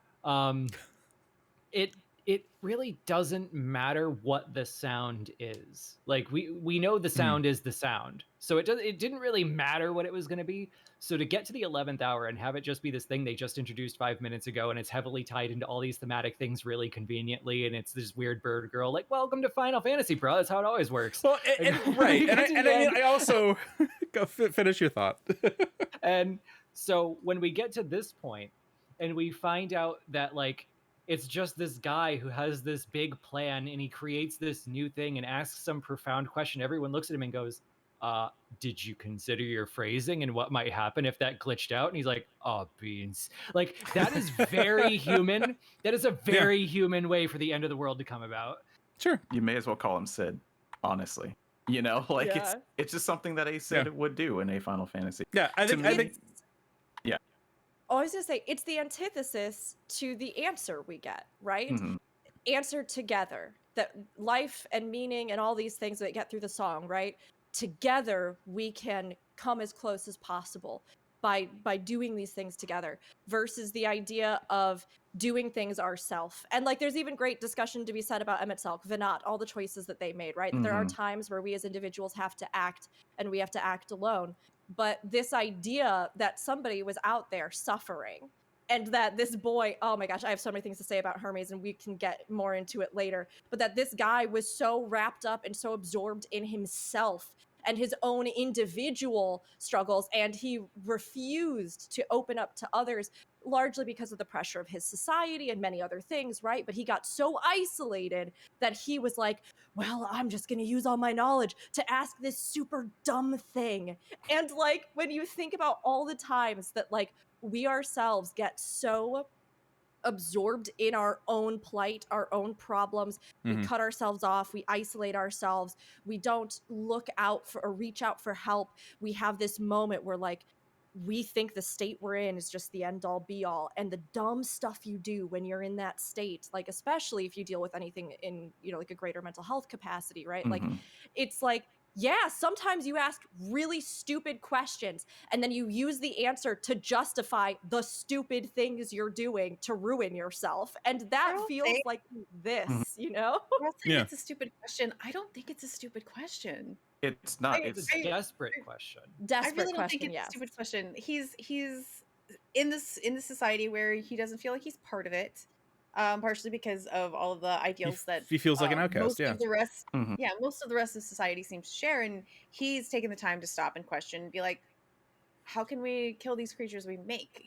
I've seen them be sad. that scene specifically, death. we haven't talked about that one yet. Yeah. Where they're basically okay. So somebody made this one thing. It's a little crazy. We need to basically put it down. And he's like, you know, this idea of like, who are we to judge? Like, what is and isn't acceptable to live? And, I all should that. And say that that spirals. Yeah. I should say that the word stupid is mostly me comedically exaggerating Right. this situation. Like, I want to be clear about it because the meaning of life has been asked by civilizations, philosophers, poets, thinkers, 42. media for, It's 42. You know? Yeah. I figured you were just building off of Emet-Selch basically saying, "What you doing? That was dumb." Mhm. Go ahead, Charles. But it's not just the meaning of life. He's also trying to answer, is there even any more life out there? That's a big part of this question. He's going outside of the world to see, are we alone? Like, part of this is, are we alone? Is our answer the one right answer? He's trying to figure out the Fermi paradox in a video game. He's trying to figure out, why are there other peoples? There are other peoples. Why are you there? What are you doing? What can we learn from you? To me, it's one of the biggest scientific questions of any civilization that could ever exist. Are we alone? And if we're not, so how do you do this? And it's such an important question. Hand in hand with that, he's asking, are we alone? But he's also asking, is he alone? Because he does feel separate from his society. Right. But if there are other people out there who feel like he does, he's not alone. And even so far as we have that one conversation with Meteion, where she sees that the Elpis flowers react to us the same way they do to Hermes. And she's like, can you please tell him so that he doesn't feel alone? Yeah. I got very nervous for a minute and then very relieved at the end for how they handled Hermes. Because when he first started explaining kind of how alone he felt and how angry he was about it, that he was the only one who cared about death and that no one else is giving creatures the kind of the attention that they deserve, I got very nervous. This was just about like, I came 10 years deep into this story for it to be sad boy gets angry hours. Mhm. And it's like, again, come on. And so I started getting very, very, very nervous because I hadn't picked up on Meteion as the sound yet. I was too focused on making Escape to Witch Mountain jokes. Mhm. And this turned out to be more of an exploration of what it's like to be the only depressed person in Mhm. Utopia from your perspective. And depression warps things, and that's the key. Like if you do the side quests in real time, like you're doing the side quests every time they pop up before you continue the MSQ. One of the really interesting parts about Elpis is that at the same time, Meteion is like, I'm the only one who cares if these creatures die. I'm alone. No one knows how I feel. Our society's broken. In the background, some of his own researchers are trying to figure out how to have a funeral for the creatures that just died there. He's not even alone. It's Yeah. not an uncommon. So it's like, it was just this really interesting exploration of depression in Utopia for me. Yeah, Yes. Oh my gosh. Yes. Moose. I I'm think sorry. it's Fusion, you can go. definitely I think a good job of kind of catering the story to the mental states of people in the world today in a way, right? I think it's something that is able to really resonate with people today. And I think maybe that's part of, like, I don't disagree that that's a great way to tell a story. Obviously, by doing it, it's going to resonate with more people. And I think for me, a lot of what happened in Elpis, it was a lot of that is based on the past, right? It's like how we talked about before, right? You know, everybody's always so nostalgic for things that had happened before. Everybody thinks that the past was perfect, all this stuff. And then we kill Zodiark at level 83. And for me, I think that there, right, you have this, for me, I had this view going forward, like, oh yeah, Zodiark's the big bad. And then they're like, no, now he's dead, and it was a little weird bird girl made by a depressed man that was like the cult, like the villain of this story. And you can debate whether she was a villain or not, maybe, right? But it's just like, for me, like, that's not where I hoped that the story went. And for me, that's why I hate on Endwalker so much, right? But again, like we said before, maybe it just wasn't for me, and that's totally fine. So Yeah, I mean, I think there is a much larger talk to have about Meteion as well, which I'm sure we will continue to get to. yeah, Like, because I see both sides of this. On one hand, I totally agree, Moose, in the sense that, like, this is Final Fantasy. Like, that's just how it be. Sometimes you just strap in, you might get an ending to the game, or you might just get a weird sequence of cutscenes that everybody will debate for 5,000 years. Was it ends real? like Are every they dead? episode Are of they Lost. alive? It's like, great, I have Yeah. one question and 50 new, or one answer and 50 new questions. Thank you. And honestly, I love that because I think that Final Fantasy as a franchise has always depicted both real tangible story and greater themes. And that's why this franchise has just like greater emotional abstract themes, right? Which is partially why I think this franchise has become so beloved to so many people, because there are things that just resonate, right? That sometimes you can't even put your finger on exactly what happened, but you did feel what happened, and that's kind of its own thing. It's that dynamis, man. It's that dynamis. So all of that aside, I did want to touch, because Moose, I really love the point you made about Hermes, and I agree. I truly believe, like, in that zone and in this zone itself, we have this sense again that he is an individual who, for many reasons, depression truly, I think, being one of them, does not feel like he has a place in his society to give voice to them. And because of that, believes that, again, he is on his own in a world in which everybody else just seems to get it. And that's a theme that for so many, I think, especially gamers, especially during the pandemic, but far beyond just this time period, many of us feel. Whether you were bullied growing up, whether you have been kind of an outsider, whether you've struggled with mental health issues, which I myself do, and I know, many other people, and many of us may even, like, it's one of those things where I think this message, now more than ever, was an important one to tell. And whatever way they wanted to do that. Because yes, had he reached out to his own people, had he looked and for the people who understood him, had he tried to, like, open himself, even though society was a terrible overbearing pressure, would he have found an answer or some iteration of an answer there with the people that were around him? Like, I think so, and it's just like, it goes to show that I think society itself, and again, I think the zone is a great commentary on that, because when you think about individuals who have suffered with this even historically, in a time, a period, a place where they weren't free to voice their thoughts, their feelings, who they are, what they might, be in this world, we see a lot of people who, again, were isolated or suffered greatly because they didn't have a place to be themselves, because society itself set a kind of precedent for that. So again, I think Elpis serves the greater themes, because the entire theme of everything that's happening in reality at that time is the acceptance of diversity of people, the reconciliation of long-term strife, the acknowledgement of crimes and suffering and a history of blood in many of the nations. It's just, I think that Elpis does really fit into that in a way that tells a greater story. And I think, real quick, I want to jump ahead and just mention this real quick, because it's super relevant to what we're talking about. There's, at the very end of Endwalker, there's this exchange that you have with Meteion, and you basically say, like, yeah, like, we had all this stuff, the meaning of life, everything, we had it here the whole time, we made it together. And that's, you just didn't see it, right? That was the thing. You're talking about all the different quests going on in Elpis, everybody's, Hermes wasn't alone, he just didn't really realize it, and that kind of comes back right at the very end of everything. You say it's very possible, if he'd have reached out to the other ancients, that maybe he would have found the answer right there. But I think it's also possible that he wouldn't have.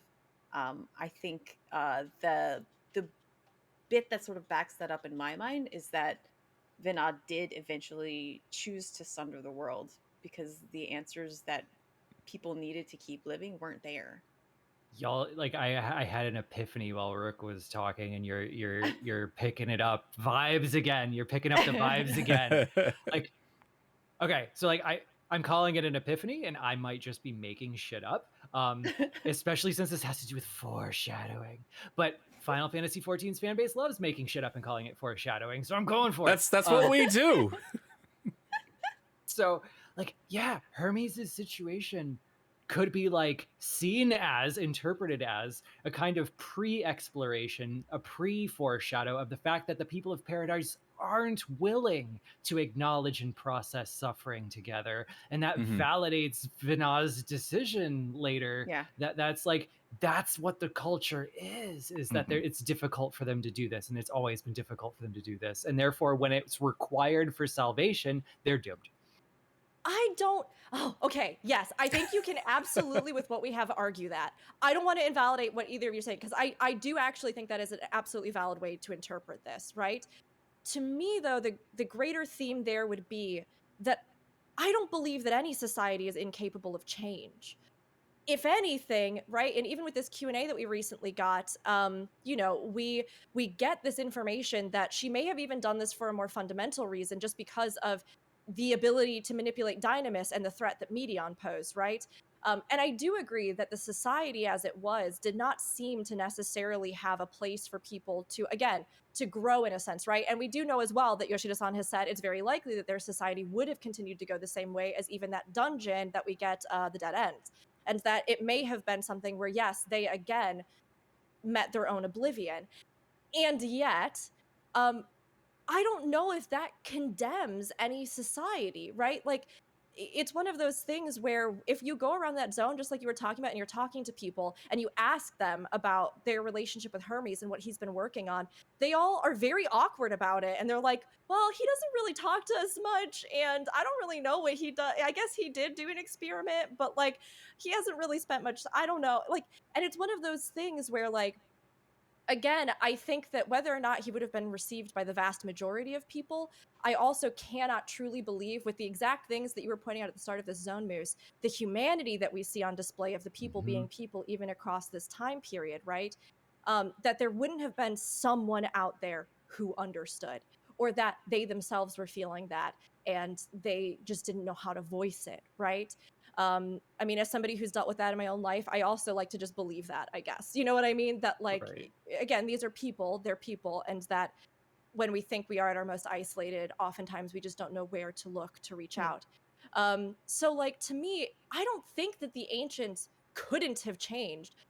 is it very likely that it was not probable, it wouldn't have happened if the final days hadn't occurred, that their demise would have been sooner rather than later? Like, no, I think all those things definitely could have happened and may have even happened. But I also like the idea, I guess, as a larger theme in the whole expansion, that we can all change. And like even Y'shtola herself says towards the end, so what if the universe dies one day? I can't live my life thinking that way. You know, like I can't let that dictate right now. And in the same way, I don't think that you can say like an entire society, although they were deeply flawed and obviously, you know, and may have brought in their own demise sooner rather than later, that like that should dictate, I guess, in some way, like you know what I'm trying to say? You know Yes, what I'm trying to say? absolutely. No, I have I a agree with you in disclaimer. that. Go ahead. I have a disclaimer, actually, Mhm. because they, like, to judge an entire society based on like this little snapshot we get from its narrative isn't fair. But like, especially for the people who liked the ancients and who liked that whole part of the story and really empathized with that society and believed in that society, I want to point out, like, disclaimer wise, that I think there is a huge difference, a massive difference between considering what potentially could have happened under different circumstances and that under these specific circumstances nothing else could have happened. Like, I think that that's a huge theme in Endwalker, that if anything had happened differently in the initial conditions, it would have affected the outcome a lot, and under those different circumstances anything could have happened, but that under the circumstances that we couldn't change, we couldn't avoid this. Mhm. I don't think I can say that any better. I'm basically I feel the same way about society that you do. I feel that given enough time and enough empathy and enough reaching out, definitely things could have gone way better. But they didn't have time, and I guess that's what makes this part of what I consider for the story here. And there's Mhm. something to be said too about like the responsibility is not all on the individual, right? Like Mm. the society itself, yes, did not allow this to happen, did not actively work to make people feel that these emotions, these thoughts, these feelings, you know, again, like it's both sides. It's both sides. Change happens on an individual level, but also on a large scale movement. And oftentimes, those people that are brave enough to live in a way that is authentic to them in time periods in which their society may not make room for that, right, are oftentimes some of the greatest outliers or people who do suffer the most.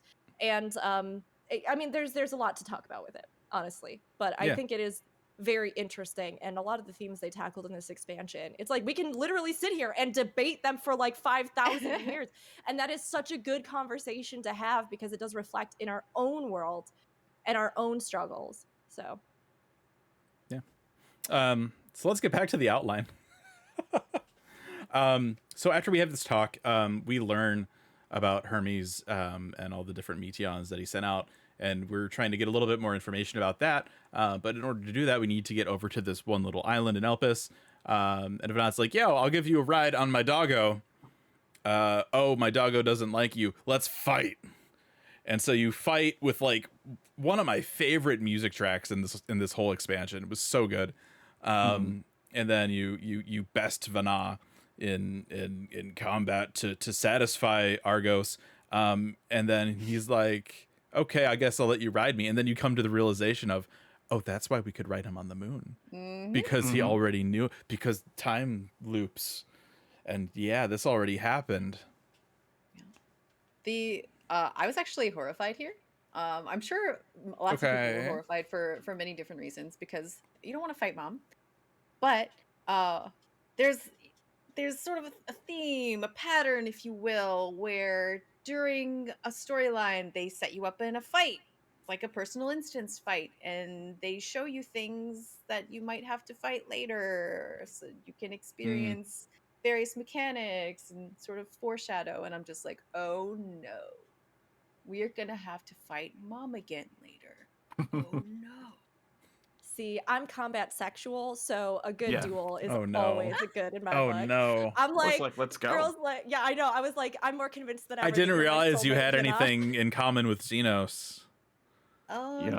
Unfortunately, yes, this is one area in which Xenos and I are the same, and I hate to say it, and it tastes bad saying After it. all the talk about fan fiction and your own personal love letter, you're still gonna throw hate to Xenos fans? I'm just saying. Okay, Aldino, I don't appreciate this excuse and just pinpoint precision strike against me. I'm just saying. No, you're right. You're right. I'm a hypocrite. But I loved dueling Oh, Venat. yeah. That I was loved fun. it. Yeah. For me, it was just Albino, same the thing. idea, the idea of that this is preparation for later. Oh no, what is gonna happen? It did feel, I think, narratively, it felt kind of unnecessary. Like, if I'm being honest, like, okay, Oh, but that's now we... not what I'm saying. No. No, but I get it, right? That little taste of like, hey, you know, mechanics and here's Sure. things happening. But I think narratively, it's just like, let's fight so you can ride my dog. I'm like, all right. That having been said, I think that the music that played during that fight was a really awesome track. Like the whole time, I'm like, yeah, I love this music. Like this is great. I think it has two purposes. Yes, it's a fun fan fiction fight. You know, that's cool. But also, she kind of, at the end, you don't win, first and foremost. You don't win. She nearly kills you and you survive. And she's like, oh, yeah, you're stronger than I thought. That's Okay, right. the I people of your time are misspoke all right. on that. No, that's fine. That's Yeah. fine. It's just, it's kind of a test. Kind of Yeah. like later on, too. It's this, okay, well, if that's true, Exactly. well, let's see what, okay, all right. So you still survive with some power. All right, that's cool.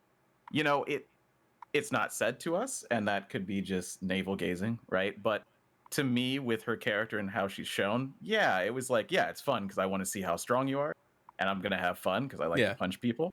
But also, how does this work? Oh, okay, you're all right. All right, then maybe I will do it in the future. You know, it's kind of a check. Yep. Mhm. That I was agree. definitely what was bouncing around in my head, Mhm. freaking me out. It's a contrivance. I mean, it is a game, Sure. right? So, Yeah. like, this is a thing that is designed to give you some kind of action within the pacing of your narrative. I mean, that's like just to be frank. However, as someone who is combat sexual, but also as somebody who did stage combat, right? So I've talked about this a bit, and I did a lot of swordplay and was certified in several different combat forms. Fights tell a story. There's a reason that in games we see them used as narrative devices. And I think there's also something to be said very much about fights that are done well. My gosh, Mad Max Fury Road, please just watch it. It's an entire like book on this. Whether or not you care about how the story turned out, Mhm. the fight choreo in that film is unbelievable. Mostly because it tells the story of the characters and it expresses something about them, who they are, how they think, how they act in a situation that is reflexive as opposed to reflective, when you are in your own mind constructing an answer, right? When you are putting on a front in some way, shape, or form. I think there's a reason that Venat as a character puts us to the test through martial contrivances of game, yes, but also in the sense that as a character, she is experiential. She is somebody who believes in going to places, experiencing things, seeing things, doing things, taking action, as well as backing up the conviction of what you believe, having, you know, what your beliefs are, having drawn from all of those experiences. So to have her be so just like down to fight at all times, I'm like, yes, she probably would learn something about you that she would never get if you were just speaking to her.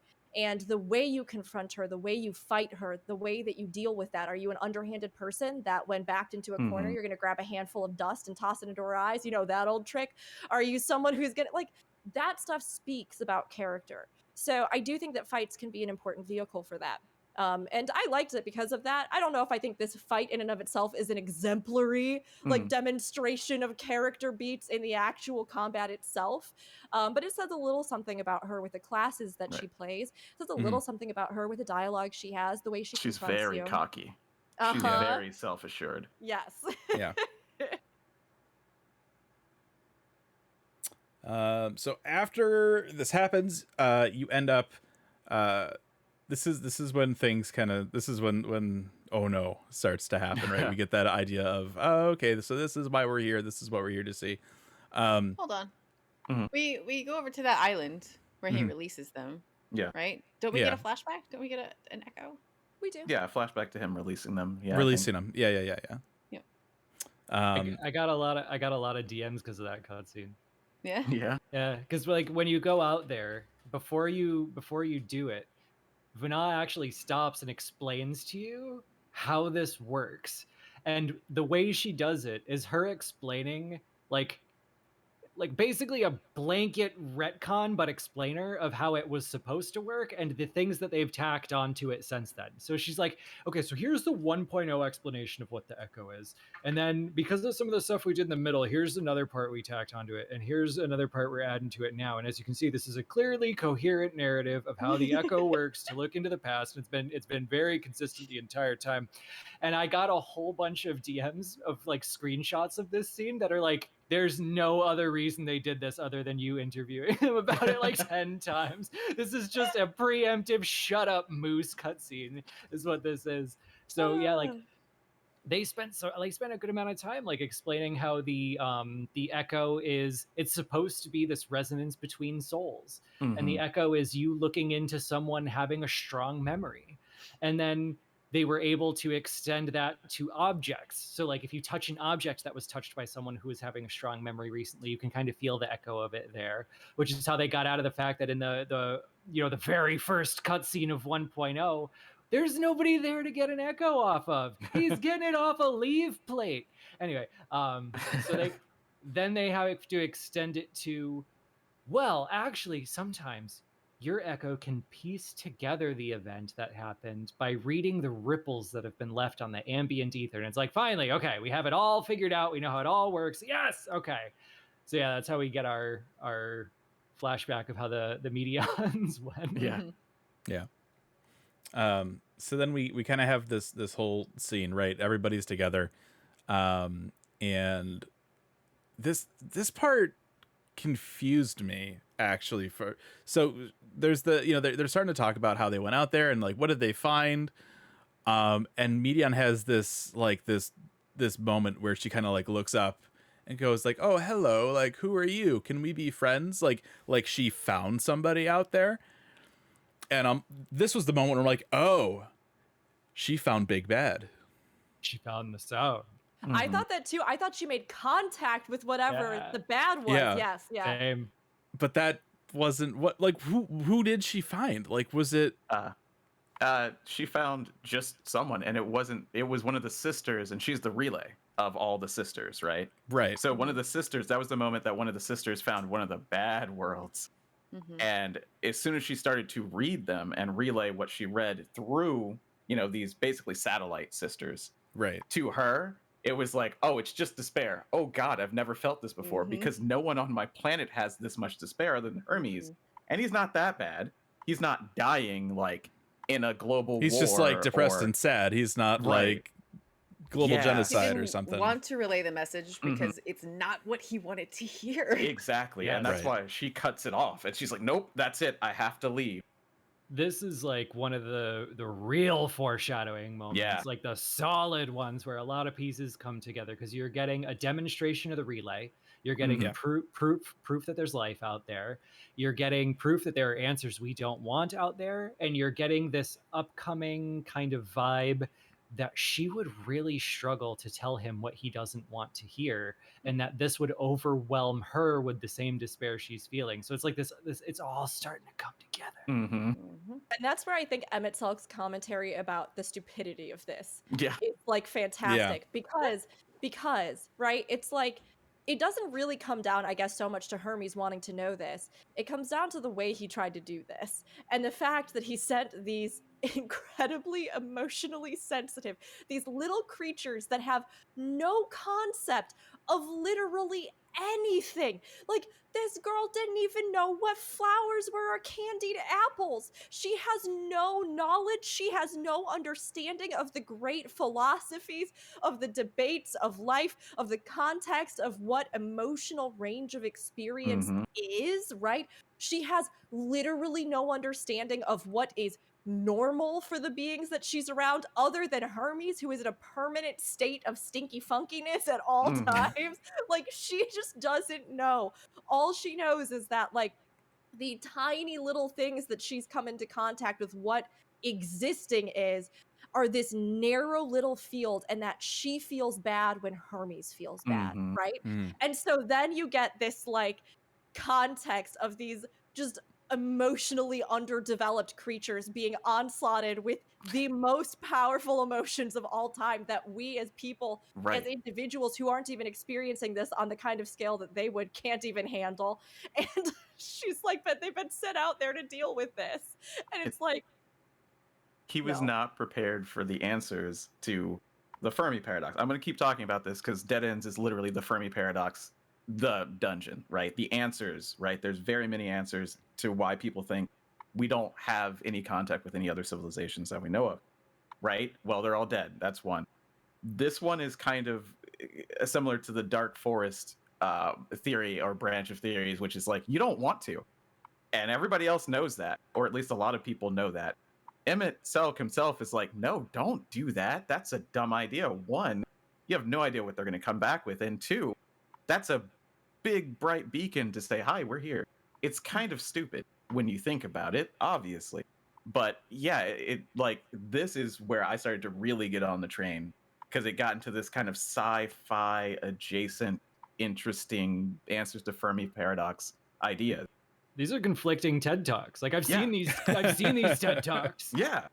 Yeah. See, this is where it starts to go further downhill because I already wasn't crazy about Meteion.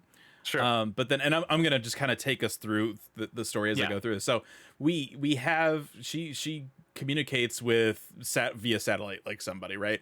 Which Mhm. I guess maybe could have been a little more obvious to me. I thought she found the big bad, and so emotionally, mentally, I was like, we're getting ready for like the big bad guy reveal, right? And she's like, oh, this is bad. I can't tell him. So then she just kind of like vanishes, and you spend a couple quests like trying to find her. You find her finally, and she's like, yeah. So like, did we find the list, Charles, of the, or did maybe Moose has it, the different planets that she found? She's like one they like killed each other with weapons of mass destruction.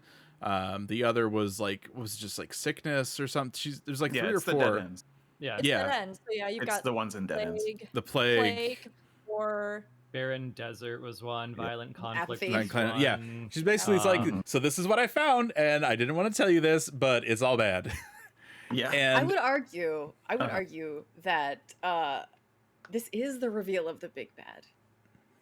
it is, but not in the way that I was expecting it to go. Right. And because I'm so stuck on what my like preconceived like expectations were, that's why I wasn't crazy about this. For some, See, this is go ahead. So we basically Meteion's talking about all this stuff, and Emet-Selch's like, all right, so here's what we're gonna do. We're taking Bird Girl back to Amrot. You're coming with us because we still want you to be Fandaniel, but also we have questions about Bird Girl. And then Hermes is like, no, and he like does his like transformation thing, picks up Meteion and goes over to the dungeon, right? Because he wants to hear the rest of the report. And so you go over there, really cool because you can do the dungeon with Emmet, Hythlodaeus, and Venat as Trust. Super awesome. I loved that part. my But favorite moments. you go So up good. you go up through the dungeon, you fight Hermes, and then like she like finished her go ahead. I could see you have thoughts. No, I really fast. There is a scene I wanted to talk about before this point. Okay. Which is the scene where you talk to Venat before you go, like you're on that walkway. Oh, going into Yes. Hyperborea. How much Yeah, she yeah, yeah. loves the world. Yeah. I waiting. sobbed. I Mhm. cried. I Mhm. think for me, this was actually one of my top favorite moments from the entire expansion, Okay. which is like many people have not felt like it seems like it's a really inconsequential thing, right? But I adore this, and for her character, I think it's also something that's so important because like you see in her time this idea that so many people were just like, well, this is the role I play and this is what I do, and then I will just let it all go and I'll become Mhm. one with the live stream. And like the fact that she has such a veracity for everything, like for existence, for life, for the people of the world. Like to me, she is, for whatever you might get into with the ultimate decisions that she made, right? out of everyone from her generation, I feel like she was the most empowered to make that decision, if that makes sense. Yeah, I get that. Because, Yeah. because she is someone who, again, wasn't content with just what was in front of her in many ways. Like, she broke convention, she learned as much as she could, she traveled, she learned from people, she went around the world.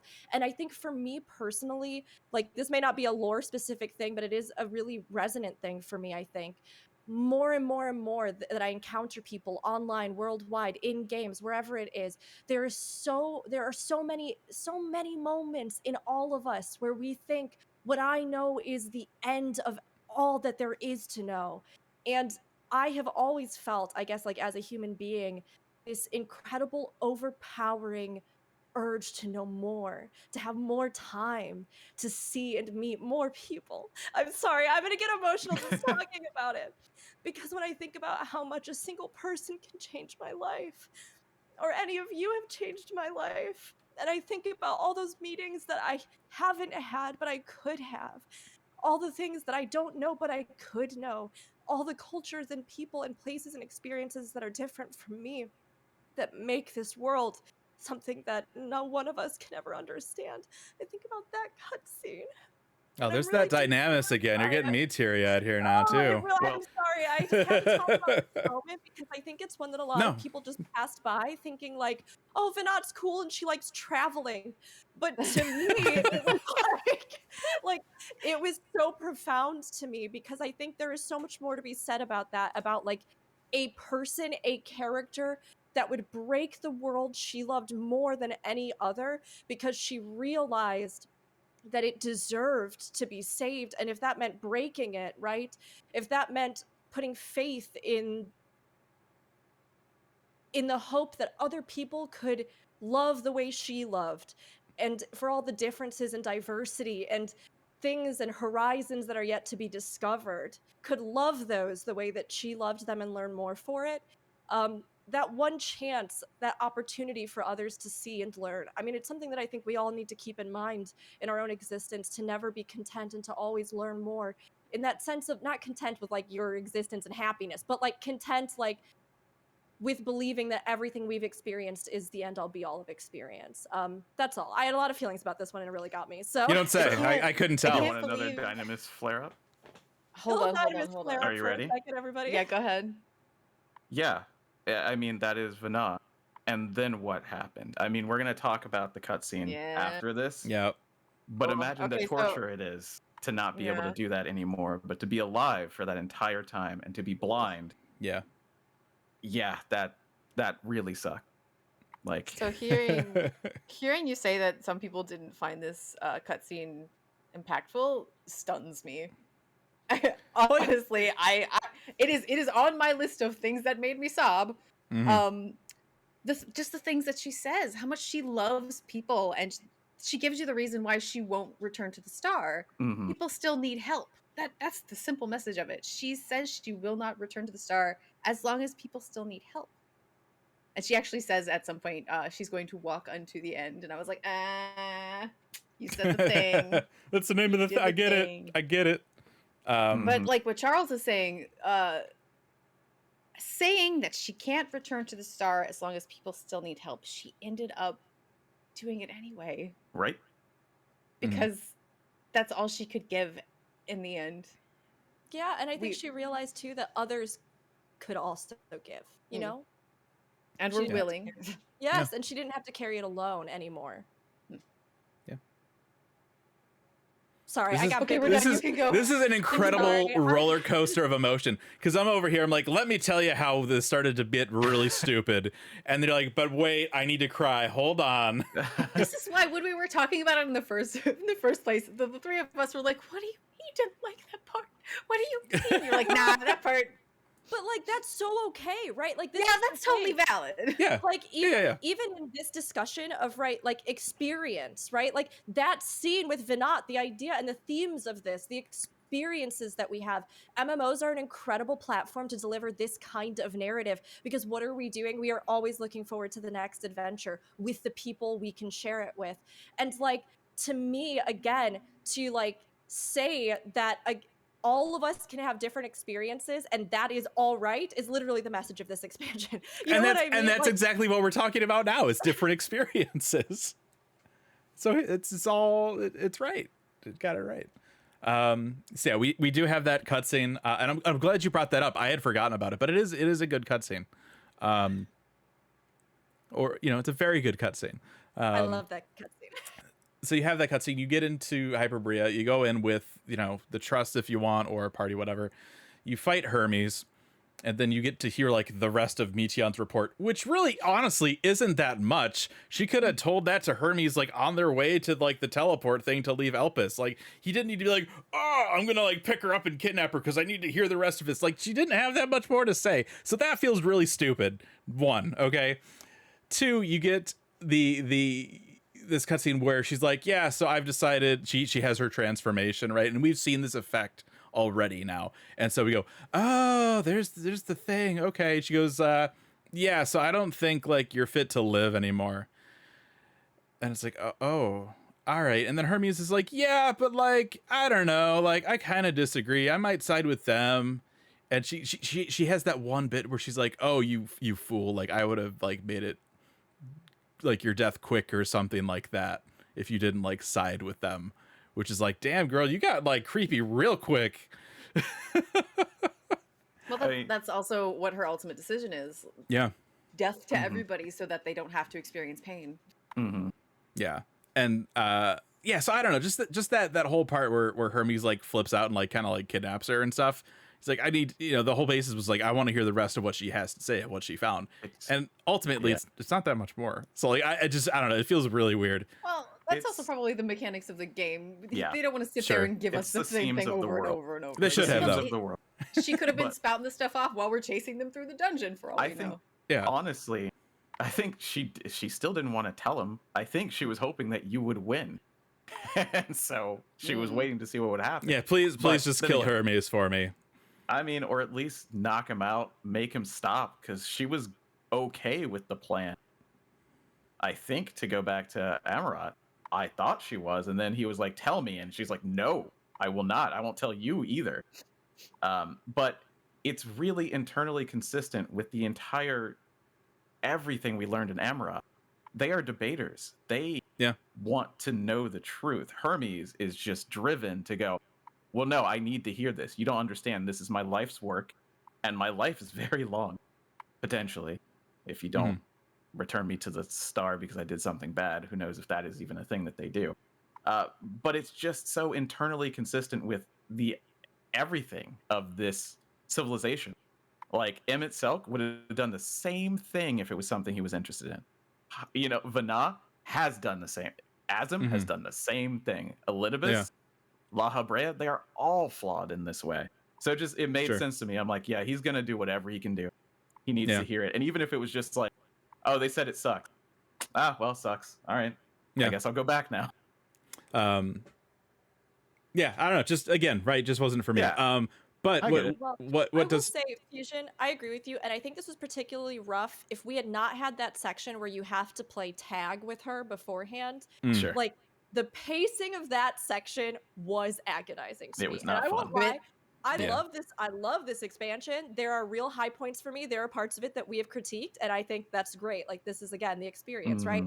But I do find that the game of cat and mouse in the dungeon felt a little bit thinner as a contrivance, given that we had literally just chased her like for 30 minutes. Like some tiny little tidbit of nonsense, and then I'm gonna chase her again. And the only good thing that came out of it was the bit with Emet-Selch not wanting to get his robes wet, and that was the most charming part of that entire experience. I totally made him walk into the water and get his robes wet. I just.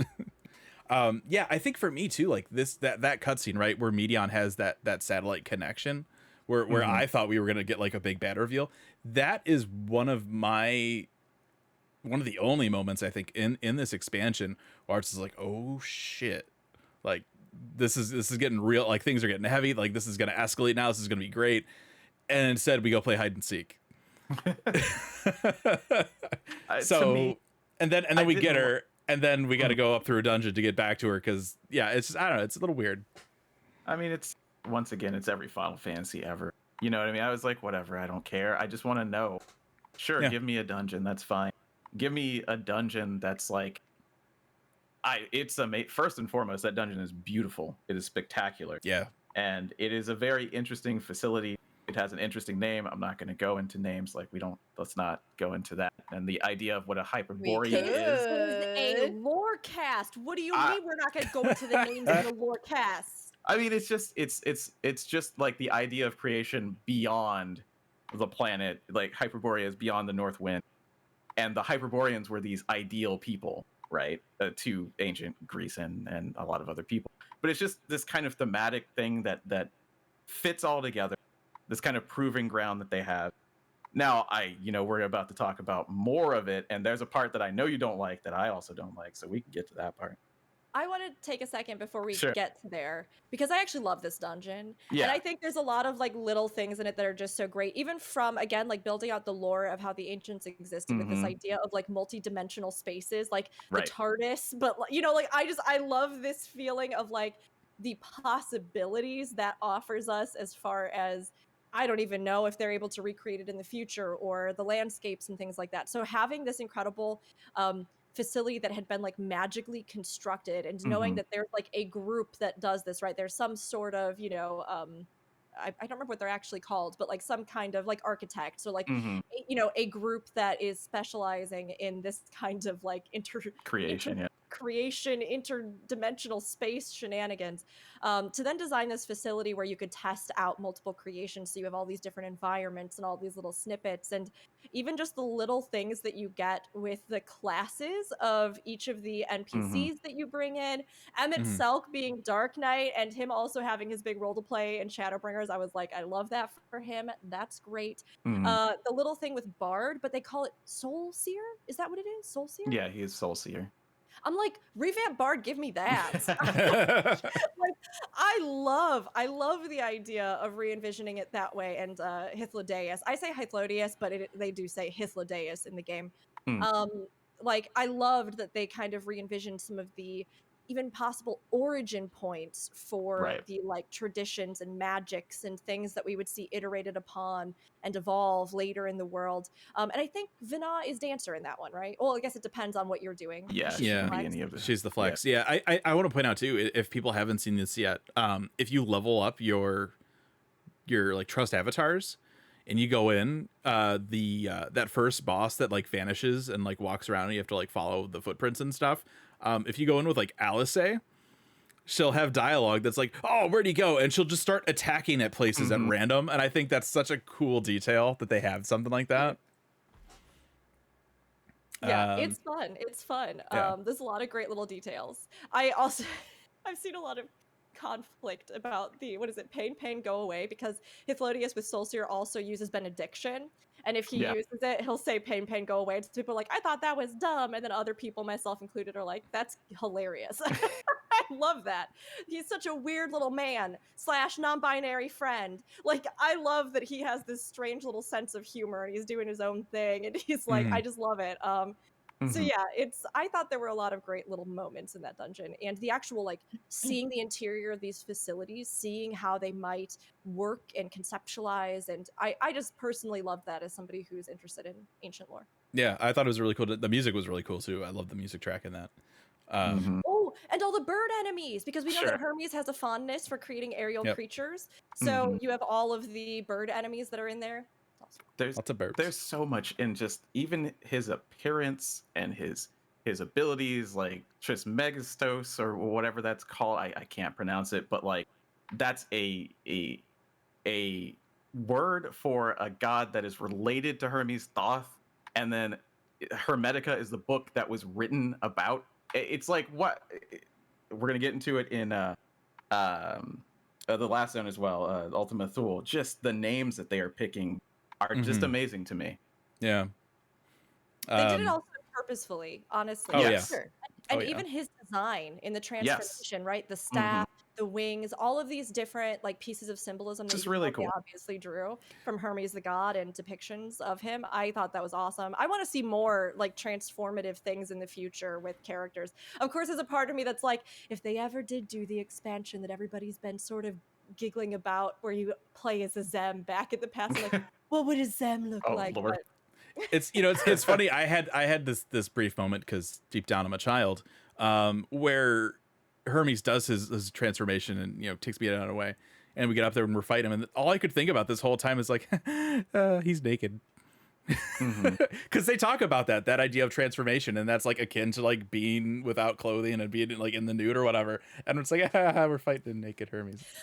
Yeah. I'm so glad you mentioned that fusion because I had completely forgotten that that's such a great lore detail in this zone. Because they're talking about it when he subdues, or they're talking about subduing the snakes, the wind snakes.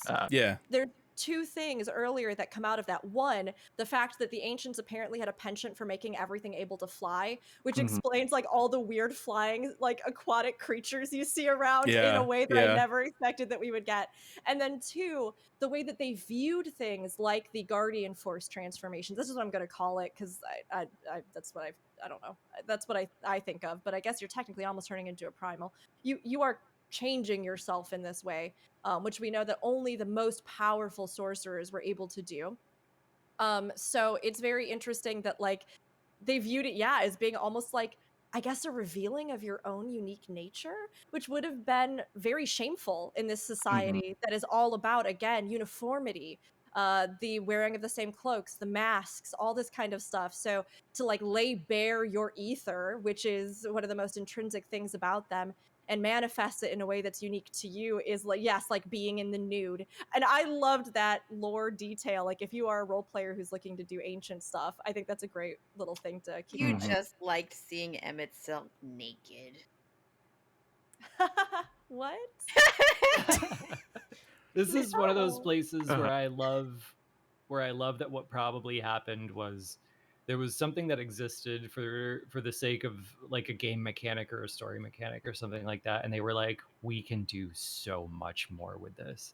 Because if you go back in time, like the Asians have always had these quote unquote true forms, and they take possession of other people and they come to you looking like Hewer because they're in disguise. And we had this whole thing about how La Habrea had a true form, and that's what the Reaper was this whole time. And it was just this rolling level of excuses. So now all I can think about is that true Reaper form. Because remember we see that Asian in 1.0, right? The kind of the Reaper Asian. Yes, that's exactly what I was thinking about. There's like we've got the Beast Tribe people here. They're like, oh my god, it's an Asian, and it's just like La Habrea naked, just going woo through that.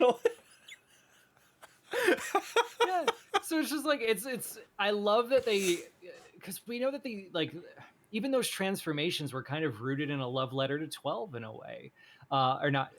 In this case, I guess it would be more tactics, like the true forms of the original Lucavi.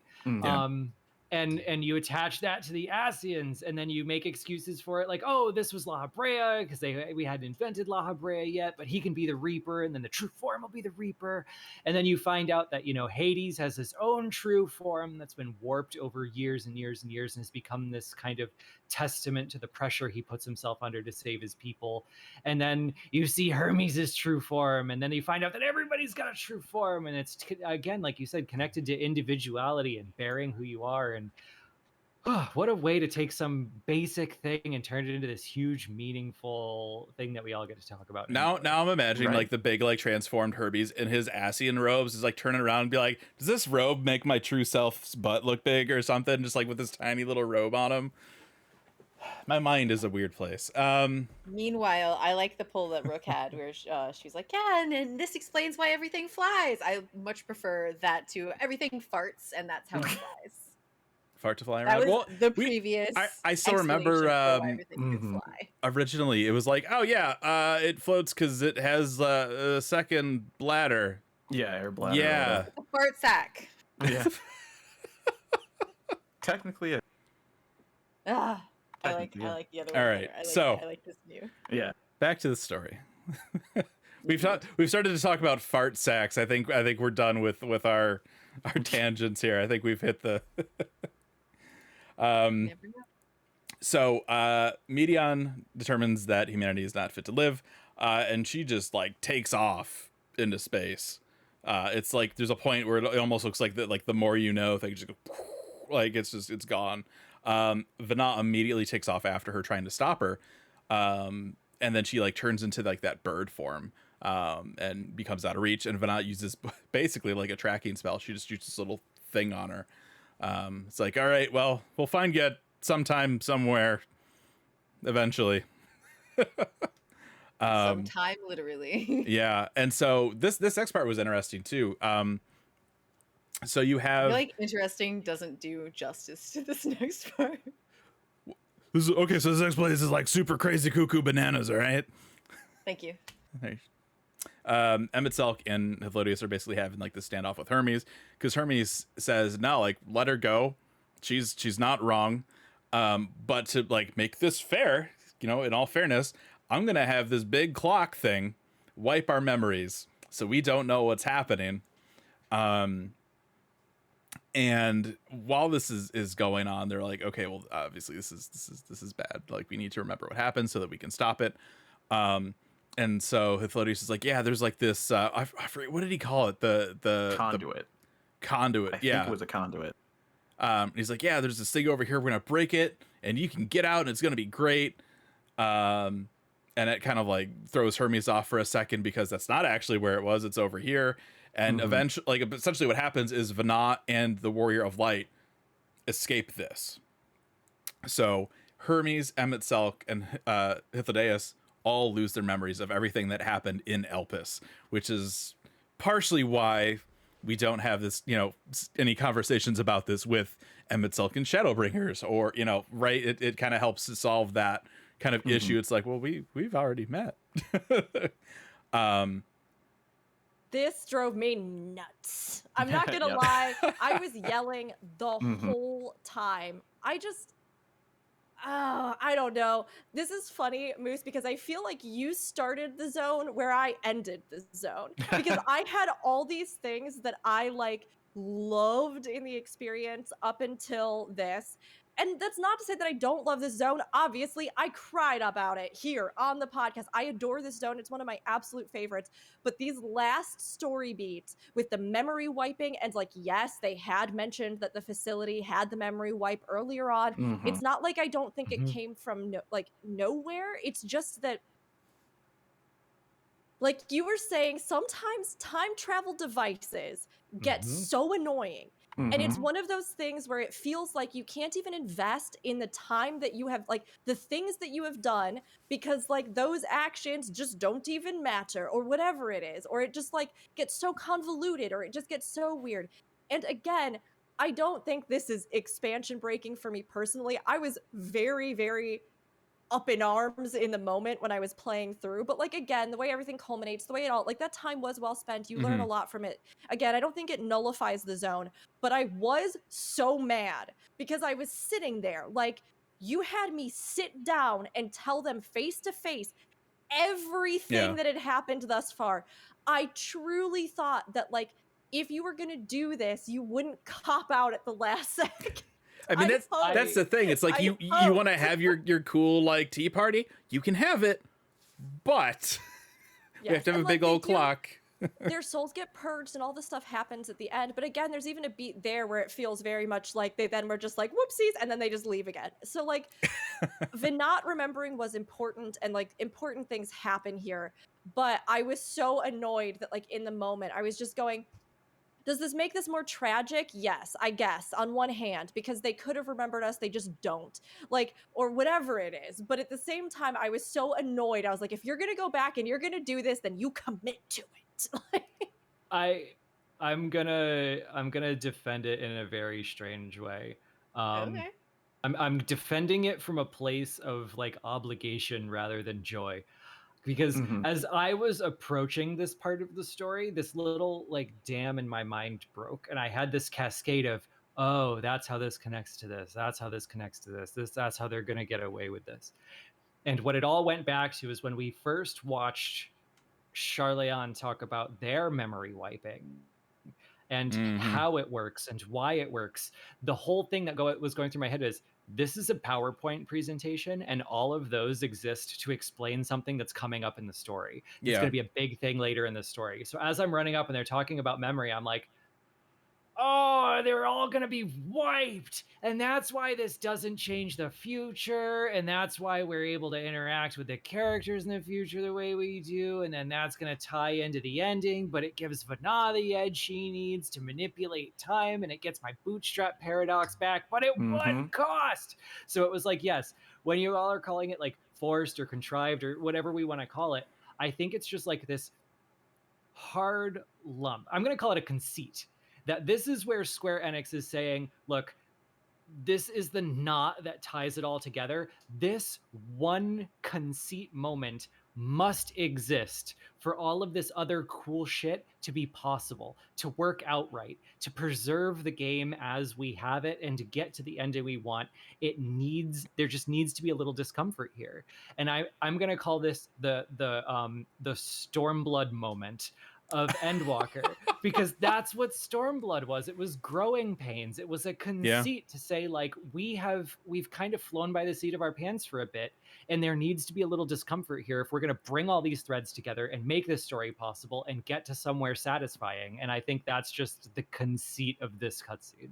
I agree with you. I mean, you're right. Yes. Like, it has to happen in the sense for things as we know them to exist. And like I said, when we were sitting at that table, I had that moment where I was like, are they either going to change everything we thought we knew and we're going to be realizing a different future, which would be ridiculous, but hey, I mean, they could, or is something else going to happen to reconcile what has happened so overtly here, right? So, like, I agree. I'm still not happy. But like, I mean, again, it's like in the larger picture of things, yes, it functions, it works, it does the thing. I think it's great that at least Vinat does remember, and that sense of like what even motivated her to look for you or use you as the warrior of light, I think is a great justification from all of this. Like, it felt like they just got my hopes up that they were going to do something so revolutionary. And then at the very last second, you know, in the moment, I was just going, oh, okay, well, you did just do the thing everyone else does. Okay. Well, at least you As had a the standout. rule. Go ahead. I was just going to say, at least you know you had the standout moment, and this might segue, and I'm sorry, but of Emet-Selch and Hythlodaeus showing us what their youth was like. These plans that they made, they didn't have to talk about it, right? And it's that camaraderie and that feeling. It's just really cool that they were able to show that in that moment with just throwaway, because whatever, there's a ticking time clock that you're paying attention to. But that ruse, and then basically alluding to that it feels like old times, it's just it just makes you think about when they were younger, because they say that, you know, Emet-Selch has a misspent youth with Azim and Hythlodaeus doing random nonsense. And I'm like, this is what they were doing. They're running scams like this. Like, that's amazing. I love to see it. Yeah, this whole zone, the story in this whole zone, it's weird because I think ultimately you get to spend just enough time with the characters. But there's a little part that's like, I want more though. Yeah. But I think narratively, because we've spent some time with them already. Yeah. It culminated in the only way it really could have to keep everything else coherent. Yeah. And like I said, the rest of this zone I do think is amazing. And like you said, I love that little character beat Aldino with, like, again, what people do in the heat of an action-packed moment is very telling about characterization. And like you said, you immediately get that sense that they've known each other, that misspent youth, that thought, that idea. They've done this kind of thing. They instinctively know these things in this kind of high-pressure situation in which they can do this little swapper-rooney teleport shenanigan without having to had some kind of planning meeting beforehand. You know, it's also it was telling. get help, you know? Yeah. There was get help. Oh my god. I understood that reference and I appreciate There's it. this little bit earlier when we get into Elpis, where a car drives by really loudly. Where Hythlodaeus, it comes up that Hythlodaeus didn't take the seat of Emet-Selch instead. And he says that partially this happens because his greatest achievement will be helping Azim and Emet-Selch achieve their dreams. So I like that it was then sort of reinforced later on. Like, it's one thing to tell, but then to show this thing, like you're saying, Charles, is really great and just builds on the little that we did know of their relationship already. But just from what we did see, it's such a dynamic love between all these characters that it's wonderful to sort of experience. Yeah. For me, in this particular moment, going back to the clock on wiping memories, as a rule, I hate amnesia plots. I hate them unless they're done very, very, very well. I do not think that this was necessarily done well, but in the moment, in the in the moment where I'm sitting there going, "Are they about to fucking wipe my memory? Are they about to do this to me Yeah. right Mhm. now?" I was like mad, freaking out just a little bit, and I can't because take of the that, player's memory. Yeah. no, exactly. I was like, "What does this mean for the rest of the story?" So I'm like thinking far ahead into things that do not happen. But like at the time just being like, what is this gonna mean? What is this gonna do? And like that had me excited enough that I didn't hate what happened. I'm overall not super impressed. I think that they probably could have done a better job, but because of what I was thinking personally in the moment, I didn't hate it. Right. It was the I- lesser of two evils. I forgot all about this until now. I had staggered out the degrees to which I'm just like sitting back and letting whatever happens happen. Like one of them was when we got to level 83 and everything we thought we knew, everything we'd predicted, like 100% of all the discussion we'd had before Endwalker in the garbage, gone, done. Let's just, whatever happens, happens. But this is, and then we got, the 11th hour introduction of Meteion and the connection to the sound. And it's just like, we didn't have a lot of build up towards that, but it's Final Fantasy. It's, what happens, happens. And then this was the final one for me. I'll leave, like, I was making some jokes about it in the last one, but I'll say, like, it was penultimate. This was the penultimate one for me, because when I saw this cutscene, I was just like, oh, okay, cool. I don't have to think about anything for the rest of the game because we have reached floating space clock Final Fantasy. When the floating space clocks show up, you can't count on shit anymore. Whatever's happening's happening. Like, this is Barthandelus. We are just, floating space clock Final Fantasy is where you're on the ride. Whatever happens, happens. You're in the pocket dimension. You're in Ultimasia's castle. You're, you Yep. know. I We love didn't get that. Ultimacia last expansion, but here she is. Here she is in theory. this floating space clock. That is what has happened, and you're just there. You're just existing. You just vibing. You're just gonna take what comes and whatever it comes to. That's great. Giant living tree. That's a face. Sure. Clown becomes God. Fine. Whatever. This is where we're at. Clown becomes God, wins game. Yeah. Yep. This is where I gave Ishikawa-san a lot of credit, because it takes a certain amount of bravery and boldness to look at where 14 has been and how deeply invested in it we are and how nitpicky our role players are and how salty I get, and to just yes, you tell specifically this story where you're quintessentially boiling down and using all of the best and worst facets of Final Fantasy and JRPG tradition, like not being afraid to go there because it might have a negative reaction, because it might not fit this game. The power of friendship, man. And Power of going friendship. there so strong and with all those connections to the things that we do appreciate, that she was able to pull it off. She was able to do shit I hate and get away with it. So like, I'm gonna like bring this back again at the end of the game, because the last few cutscenes were peak, not what I wanted at all. Yeah. Yes. And got away with it. Like, incredible power in Ishikawa being able to do that. And this was just one of those scenes. Right. I will say, I want to, right. with what you said too, I want to make a note, right? With as many things as I did not like about Endwalker, right? I had other expectations. I also will admit that I don't know if I could have done it any better. You know what I mean? It's just like, I have like a million ideas, but at the end of the day, they were aiming to conclude this story and they had to do it somehow. And this is what, they were able to connect as much as they did. And I don't know if I could have done it any better. So I thought you were going to turn around and be like, so for as many things as I didn't like, I actually really like this part where they wiped everybody's memory. This is like my favorite part of the whole expansion, rivaled only by the Xenos fight at the end, is this one. And that said it so perfectly, Moose. There are moments about this expansion that I think will be incredibly divisive for years to come. I think that's great. I think that anything that inspires passionate conversation, especially conversations that are productive and interesting, not just like some really, No, really you're wrong. You're stupid. yes, This sucks, I incredibly hate it. ridiculous, dumb thing. I don't like women in video games. I don't like whatever, like those things, they do not count in this. But what does count is having meaningful discussions about how things made us feel, think, engage, right? Hear. Feel, think. Like, and yeah, I can't say it better than you, honestly. I think that was on point. I love she got away with it. This point was not one of my favorites. She got away with it. Ishikawa in the corner.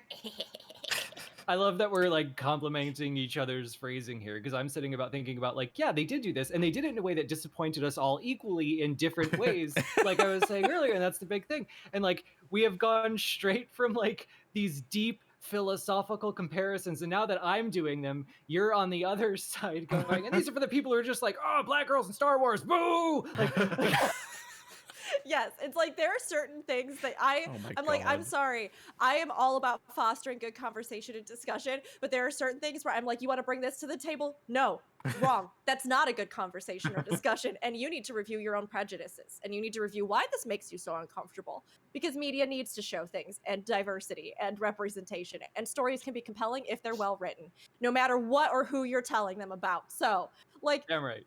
It is one of those things where, like, in this expansion, I agree, she went for it. And honestly, I would rather see a developer go for something, like a writer in particular in this case, go for something and try to realize something and to make something bigger than what, it started out as, and to really try to tell a compelling story. And like with that, the idea of like, how do we constantly push this forward so that experiences do have novelty to them? We do have still a grounding in the history of our game, and yet we still have an impactful and emotional experience. This nailed it in a way that, like you said, Fusion, I could not have probably done this better. There are areas where, yes, we can critique and be like, I think maybe this could have been balanced differently. I think this narrative beat could have been more fleshed out, so on and so forth, right? But like, yes, for any of the contrivances, as we've talked about them, or the whatever it is, there are still so many incredibly compelling parts of this expansion. Yeah. And just like bravery in the storytelling, really, truly. I mean, this was definitely that part where it's like, okay, and then we wipe their memories. Yeah, but why? Because we have to. Like, nothing else works. Oh, all right. Like, that's it. That's, that was the discussion. Like, there's no way that this could have worked if they didn't do this. The argument that Hermes wanted to judge humankind on his own, or ancient kind on their own merits. Yes, I guess that's technically the excuse they give lore-wise for this, right? That like he wants a blank slate so that he can forget it and start again and try to like understand or whatever it is. It does not make me like Hermes anymore. I don't think it's supposed to, because I'm like, who are you to judge? Get out! Like, I hated him more than ever at this point, because I think this was really the turning point where we see Hermes in a sense,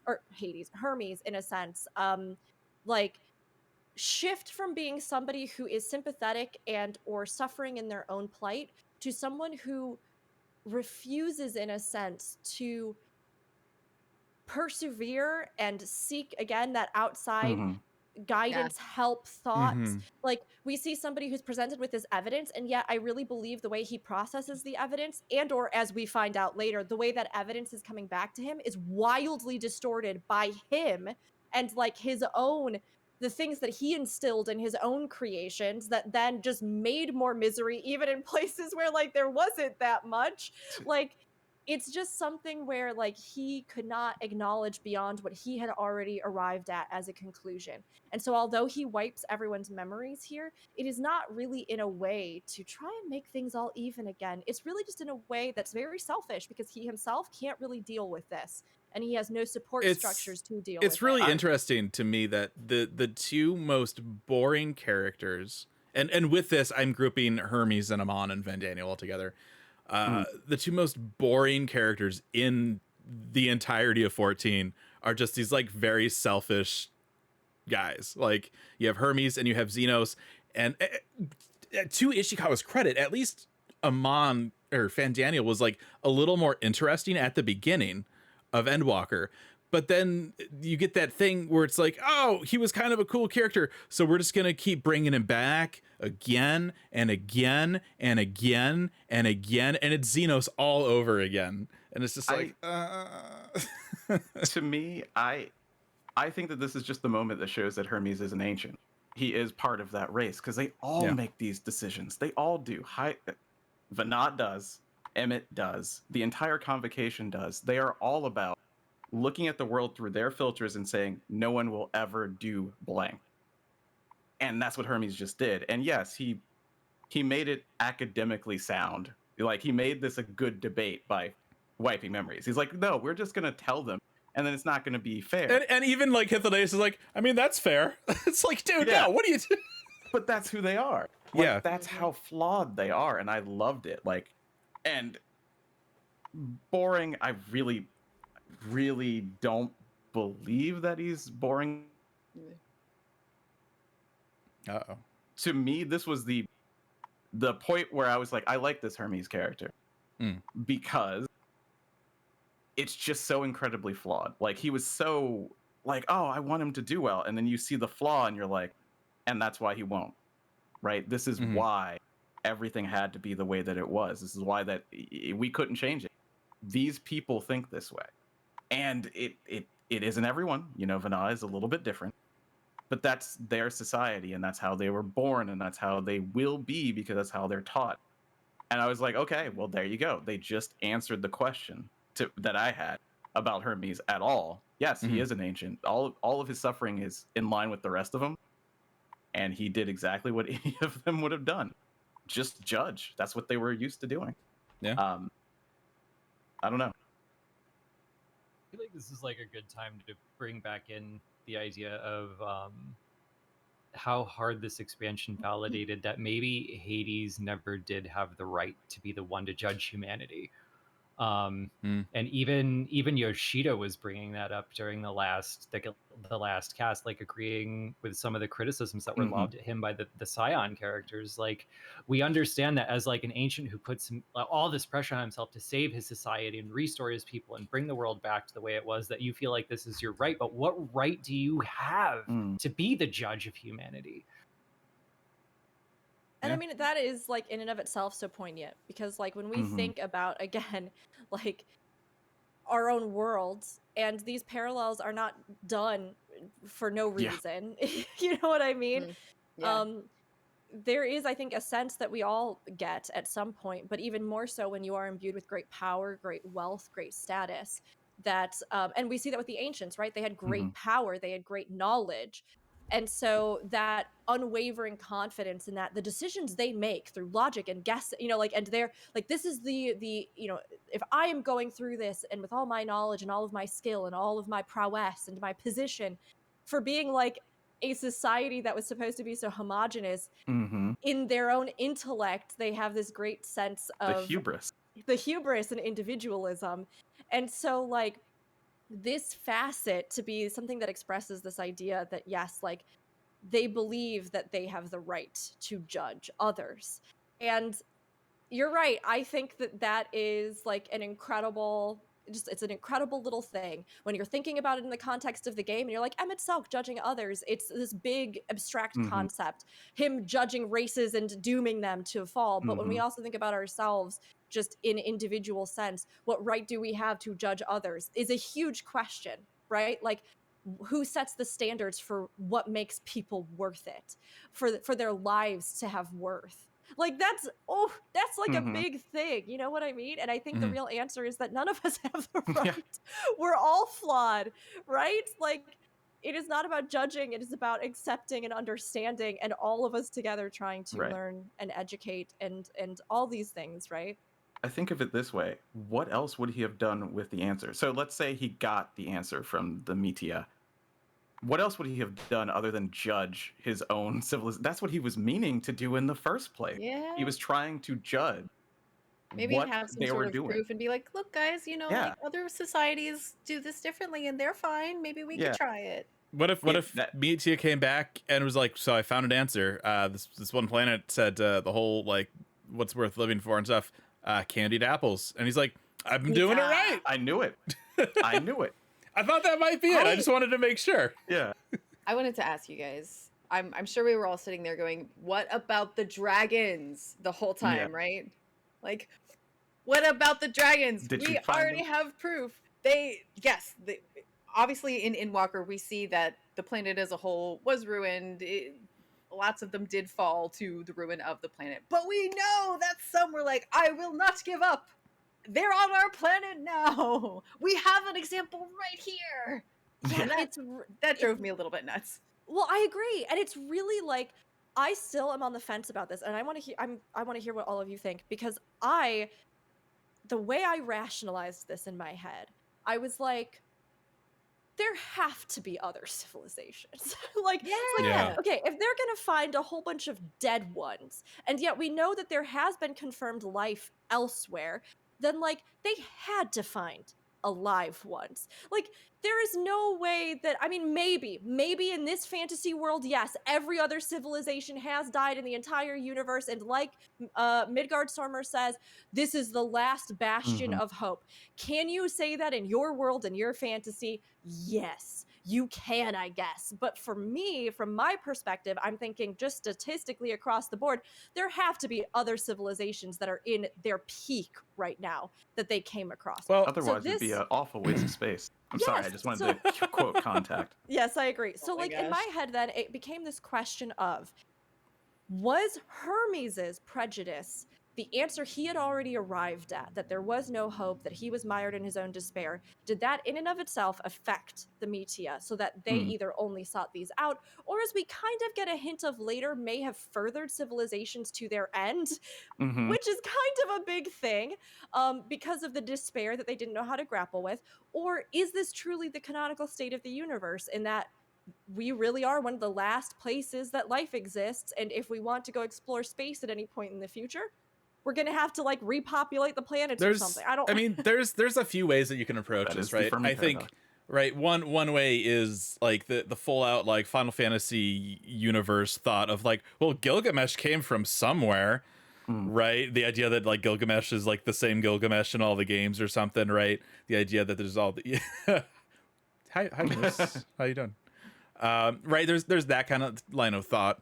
There's the line of thought of, okay, well, initially, right, when Meteion went out there, yeah, she found some civilizations. After she ran into them, they're like, let's blow each other up. And so they were gone. But then also, you have to remember, there was a lot of time between then and present day. So what we do know is that she basically prevented more life from being created. But that's also not to say that during this entire time she didn't go and maybe destroy other worlds or something. We don't know for sure, right? We know she targeted Aetheryte specifically, but that's not to say that there could have been other planets with life that were affected by this as well. I think she says at the end, I need to find the line, but I think there is like a piece of dialogue with her where she like apologizes, she talks about the fact that she did further other civilizations to their end. Doing, I guess, something similar to what she would have done to Aetheryte. So like, yes, she has had a hand in it, but when that started, I don't know, you know, like. Yeah. The other potential way that I could see this playing out, it's like the sacred timeline being broken from like Loki, right? It's that idea of, okay, we know that time passes differently, at least on the first, right? Whether or not the first is just out there in space or dimensions or right, whatever, right? We'll put that aside. But the idea of that time could pass differently on other planets at the end of Endwalker, she's like, all right, I'll let, you know, planets be able to like live and stuff again.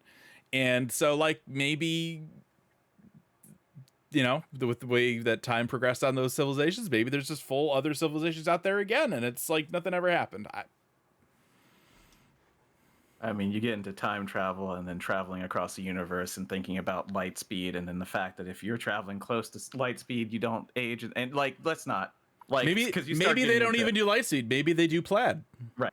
I mean, I don't know. Like, I don't even want to start to speculate. Oh, on how Rook didn't get that works. reference. Rook didn't get that reference. Didn't. That's a Star Balls reference. What is Starballs? Or not Star Balls. Spaceballs. Spaceballs. Spaceballs. You can't even say Star- it right, Fusion. Starballs, Why I are think you Starballs, I think, is the adult film version of that. But yeah, no, Spaceballs. They Oh, go no. instead of Lightspeed, they go to hyperactive, and the beam Yeah. trail that comes from their ship is plaid. Yeah. It's just something to know. But yeah, who knows about Anyway. the time travel and space travel? Let's not. I really need to Yeah. get that one the Loperate. They just goes anyway. I need to get that as like a sound clip. Yeah. I feel like we would Sure. use that so much. Yes. Yeah, I mean, I think it's an interesting point, whether or not that really is all she found, whether it was bad luck, whether it was something about Hermes' own preconceptions that caused this, whether it Mhm. was, yeah, because it does seem very bleak. And Aldino, I love that you pointed it out, especially for the future of the game. Like, Right. wouldn't it be fun to go explore other planets once our own stories are done? I don't even know if they'll do that. And sometimes it goes very badly in Mhm. MMOs that have tried to do it. So, Yeah.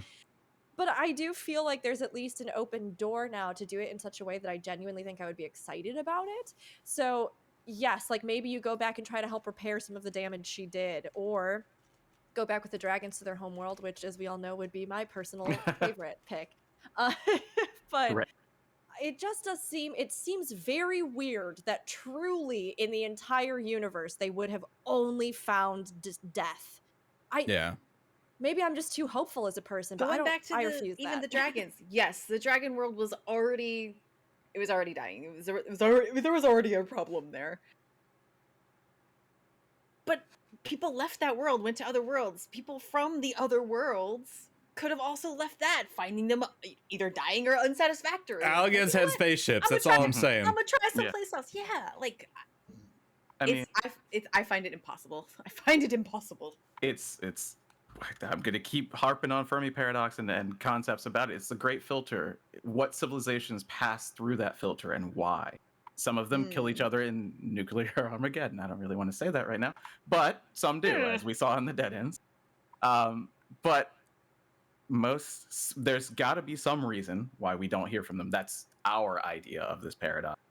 There's some reason, so we have to conceptualize from that side going this way. And since in 14 we have contact with other civilizations, yeah, who knows? There had to she ran into bliss in one planet with dead ends, but they were just killing themselves. So that's technically a good end. Technically. Wow. Damn, yeah, sure. Anyway. We'll count that as a good end. It's not I mean, despair. That's true. They were pretty jazzed about it. Like, yeah. Being we They're pretty worship, jazzed. kill us. Woo! I mean, I don't know. Rala is There it was name a dead Rala? end. Yeah, Rala, Yeah. I think. Rala Yeah, is the last actually one. gorgeous, so Mhm. I guess I don't blame them. And that and much, and but- Yoshida said during that Q&A too, if the final days didn't happen, if things didn't Mhm. happen the way it would have, that last civilization in Dead Ends, that would have been the ancients, Yeah, kind of his roughly how concept, yeah. that would have Yeah, gone. They very well could have gone. Mhm. Yeah. We're done with debating. Just kill Yeah. us. Woo! Yeah. We know everything. That Yeah. whole planet is so beautiful. I would not be sad to go back there. We'll give it some new life. It deserves to be lived on. It's so gorgeous. I love that color scheme. That's beside the point. Let's get back to lore. Yeah. I love that So, sad dead something- planet where everyone turned into butterflies. Yeah. Something I Uh, wanted to loop back to was Mhm. as we are escaping with Vina, Emet-Selch says to us, "Do not squander it. The legacy I leave you," and it kind of initially it's very touching, of course. It just adds more layers onto the duality of this character, but at the same time, the legacy I leave you.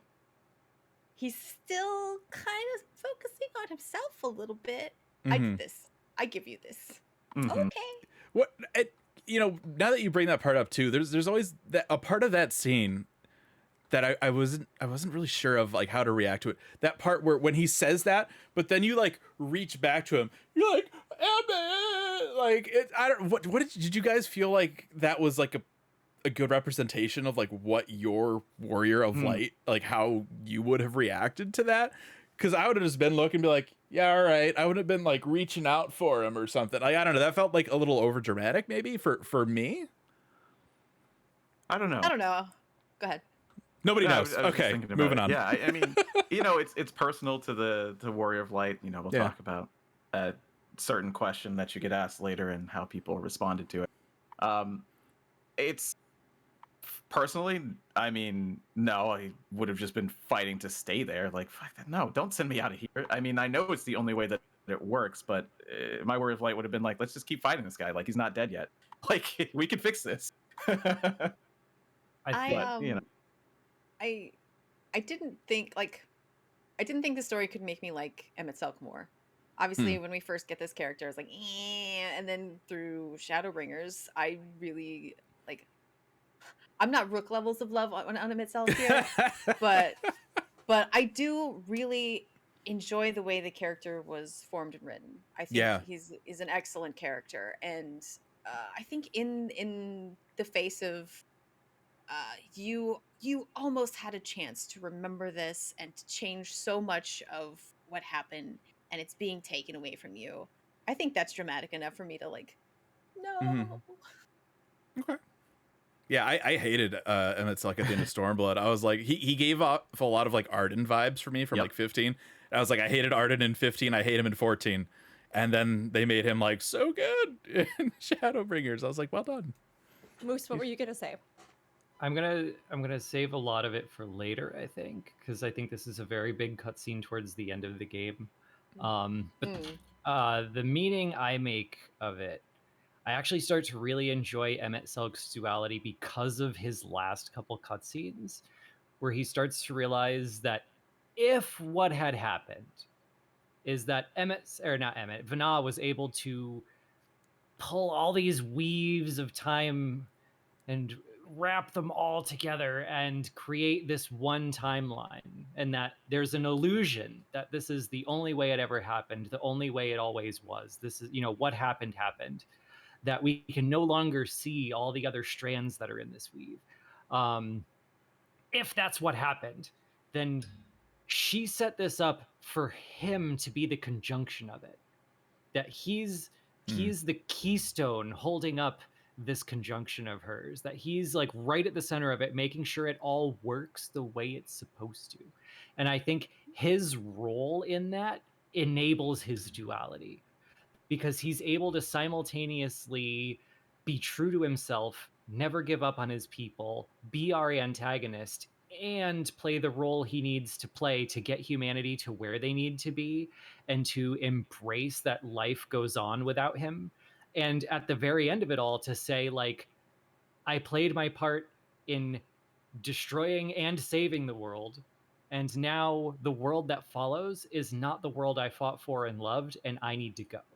And I think that enables his duality in a really cool way, where we get to kind of see recursive parts of a whole instead of two contradictory things. And I really, really enjoyed that about him. It's very realistic. No person is consistent as hard as you try. Like it is important to attempt to be consistent, especially in the things that make you a good person, I guess. But everyone slips always, and just seeing that duality in him in such a big way, a massive scale. Let's be honest, I think is very real, even in a completely fantasy world. Yeah, he is fascinating. I mean, it, I think, takes a very specific kind of person to stick to convictions the way that he does as an entity and like as identity. And Moose, the way you put that about him being sort of the linchpin, in that sense, you almost understand that Venat must have believed that, yes, if like anybody was going to be the one that would do this forever, for all time, it would be him. He's the most stable element, so we're going to tie so many things around this. And like with what she knew from the bits and pieces that we had, told and shared as well, to have like that reinforcement of, yes, he probably is the one that will make this, in a sense, continue and one continuous timeline. And it's so funny to me because like he did terrible things. Like, this is not to justify that like the loss of life is okay because of his beliefs, right? Not at all, not at all. But the fact that like the entire time he plays the unshaking hero for his people in a way that like no one else could. He, in so many ways, is, I guess, valorous in that sense, Mhm. because, like, when you're thinking about the hero, it's somebody who never gives up, somebody who, despite all odds, keeps fighting. It's somebody who, all these things. And we see all the other Ascians around him fall prey to something, whether it is the spotty corruption of their own memories, whether it's losing their mind in the void, whether it's the passage of time and they just go a little bit weird. Maybe it's like all these different things that cause, I think, the others to get warped.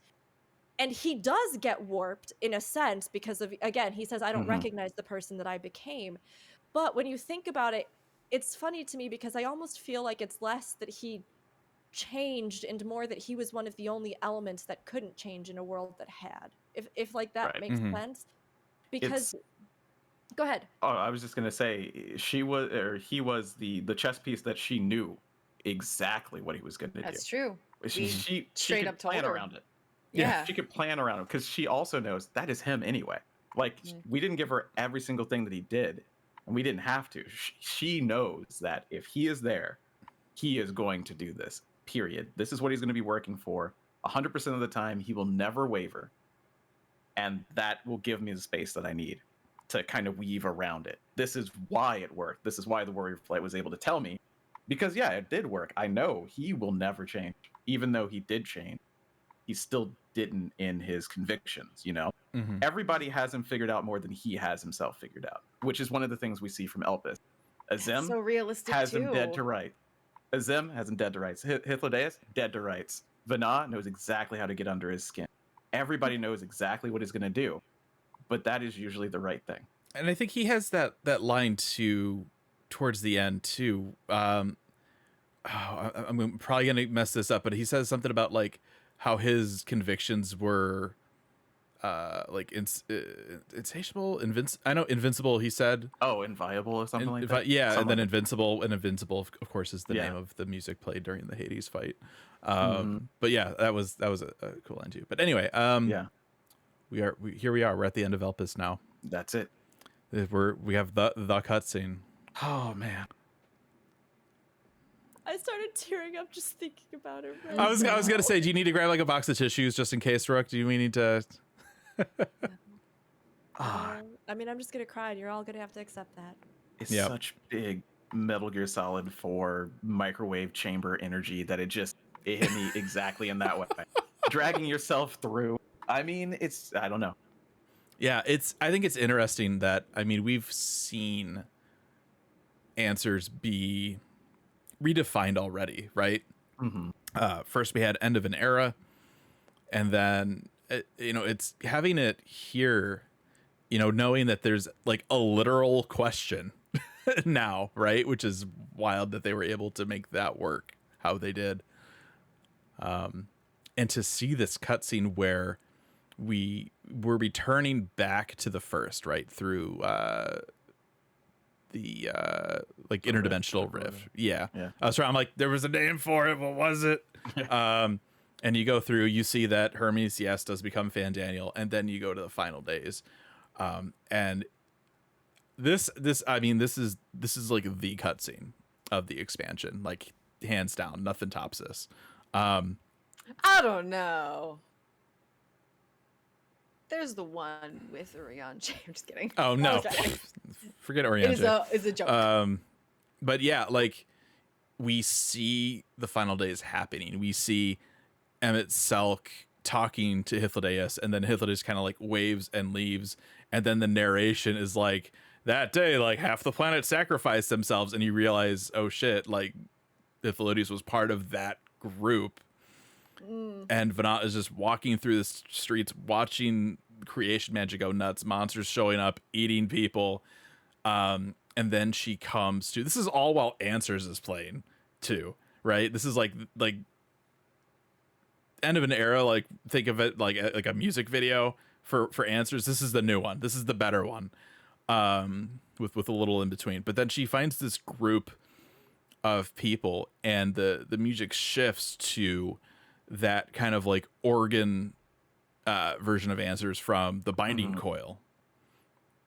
And it's this whole group that are basically like, look, if we can't be happy all the time ever again, like, it's this crazy scene, and Vana just kind of comes to the realization of like, we can't move forward how we are, like the way that everybody is acting right now. Like, it's not going to happen. Everybody can't accept that, you know, sometimes you need to feel sad, and that's okay. And she kind of makes that decision right there. She, you know, her sword like appears. She's like, all right, I'm doing the thing. Like, I was going to talk to you guys. Maybe we could, no, all right, we're going to sunder everything. And it's just this incredible cutscene that they weave in the lyrics for Answers, I think, perfectly. And it's when you think about what this song was originally created for, like, ultimately we don't know, right? Like, what ideas maybe they had when they wrote the lyrics for the Answers in 1.0. But the way that they've been able to take that and redefine what it means, I think, is incredible. Yeah. Because like the joke I've been making as a 1.0 player who was around, the first time I heard Answers was like the 2010 preview where they were just showing you little bits of cutscenes long before we were even. They're like, check out benchmark scenes. Cool. It was before we were like stuck in Limsa forever and all that. Like, it was our first real thing from the game. And over the years, we've seen those lyrics reinterpreted over and over and over. Maybe it's really about the Asians. Maybe it's really about the Allagons. Maybe it's really about the dragons, over and over and over again. And I started to make this joke that Answers is just a cloud you can see any shape you want to. And at the same time, for years, I've had this interpretation of what it means, in terms of, if you don't experience suffering, you don't live the full human reality. And that in order to be these people who have lives that mean what they mean to us, suffering has to be a part of that. And that without that, we become whatever our antagonists would end up being. And I was really kind of simultaneously amazed how that could hold true through this entire expansion. And yet I didn't know shit about what that song was going to be about. Like, not even close. So like, and I expected this scene to play out so differently too, because like I expected they were going to accommodate all those people who wanted that M. Night Shyamalan, you know, like Hythlodaeus has made mistakes. Hythlodaeus maybe didn't know all the answers, you know, like this was going to be her weepy, I had no choice moment.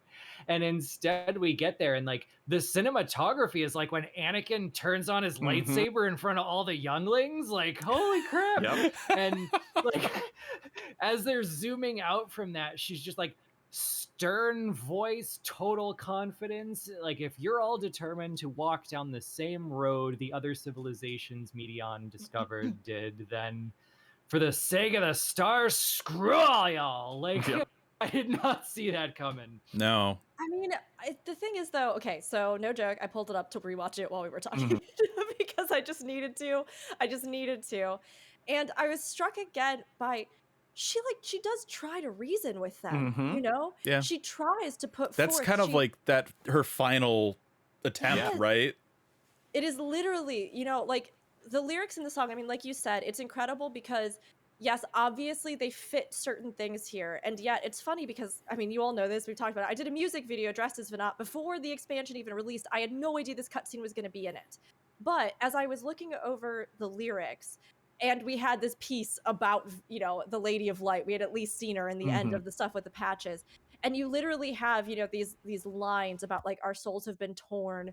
You know, all these different things where I was going, they have made this work, like, in a way that, again, I don't think they intentionally wrote it like this with this in mind, right? But to the references where I was like, if this is not what this will mean, then I don't know nothing about reading into songs or lyrics or stories or narrative or anything. And I like to think I know a little something about it. And so to like get this cutscene, one, after having just banked so much and time and energy and, you know, flying out to Oklahoma, we did this whole music video, we did a whole thing about it, right? And for it to have meant so much in that context and then to see them use it in the game like this, like, And not only that, but like you get this sense that she almost to the last moment has hope for her own people. Like they can choose something different. Like we talked about, society can change, right? Where she's literally watching them sacrifice themselves to this hope, turning their backs on the acknowledgement that there is suffering. Again, you get a bit more context about why Hermes may have felt like he couldn't have reached out. Again, does it justify what he did? No, but like that a society and or we as individuals could be so consumed by the idea of utopia, which we see iterated upon, whether it's the concept of, you know, heaven-like areas. You know, religion is an entirely different thing, but like we see this idea of utopia, the perfect society, the perfect paradise, the perfect land, like this dream that we have that's beyond what's attainable now, but that we could only get to if things were perfect, if we summoned a god, if we, you know, purged Build the a big bad tower. elements, if we built a big tower, if we, all these different things. And Venat says in this last moment, it is not there. Our happiness is here, but we have to accept that happiness is not one thing. It is everything that we experience, and there is no way to eliminate the suffering that gives us meaning. There is no way to eliminate sorrow, right? These are not things we need to be afraid of or look away from or at all costs try to avoid, because they are our lives. They are our experience. We have to learn to embrace them. And the people turn their back on her and they raise their hands to a god that will consume them. And that is when she makes this decision. And like, it is so profound, because you're right, Moose, when she makes that choice, it is unwavering. Like you get this sense that she was like, this is my last hope, but if they cannot do it, then I have to. And like, oh, it just like, it gets me. Just gets me. It same feels as, once again, Dead Ends. I killed them all. To me, it's the same feels. It's that, like, I was pushed to do this. I don't want to, but I did it. Now, there's regret in that example. I don't believe we see very much regret from Vana or Hydaelyn. I mean, a little, but not all that much. And I think that's very important. Yeah. Because seeing what she saw, she was convinced, and that was it. Yeah. She was completely dedicated to her what she decided to end up doing. You know, there was that total, you know, like again, like we said in that cutscene, she wasn't wavering. She wasn't like, oh, I don't really want to do this. She's like, we're doing this. Let's go. You know, and was just really firm and getting it done. So I hate to be the one to do this, but her supposed convocation. Yeah. Where are they? Yeah. 6.1. Yeah. Yeah, I guess Mists of the Realm, right? I don't know. Like that's that was a good point. I'm holding off on that question until after Mists of the Realm. Like for all we know, we could get answers before then. We could get answers after then. I think there were some lines that suggested that Hydaelyn summoners actually knew, kind of based on what was going on, what had happened to the convocation. It was possible it could happen to them. So they actually sacrificed their whole life energy to this and died to bring Hydaelyn into form. Right. So that might just be where they are in her. There's also the question of, can she, like with Elpis, kind of send them back out as emanations of herself, or did she send them back into the sea to be the people that she gives the special powers to every time? We don't know, but please look forward to 6.1. During that cutscene, they're all just chilling in at the Hydaelyn campaign headquarters. She's like, so I might need to sunder us. Can you guys just stay here? I might just absorb your ether. Well, I mean, we don't really see here, and I think that's a good point.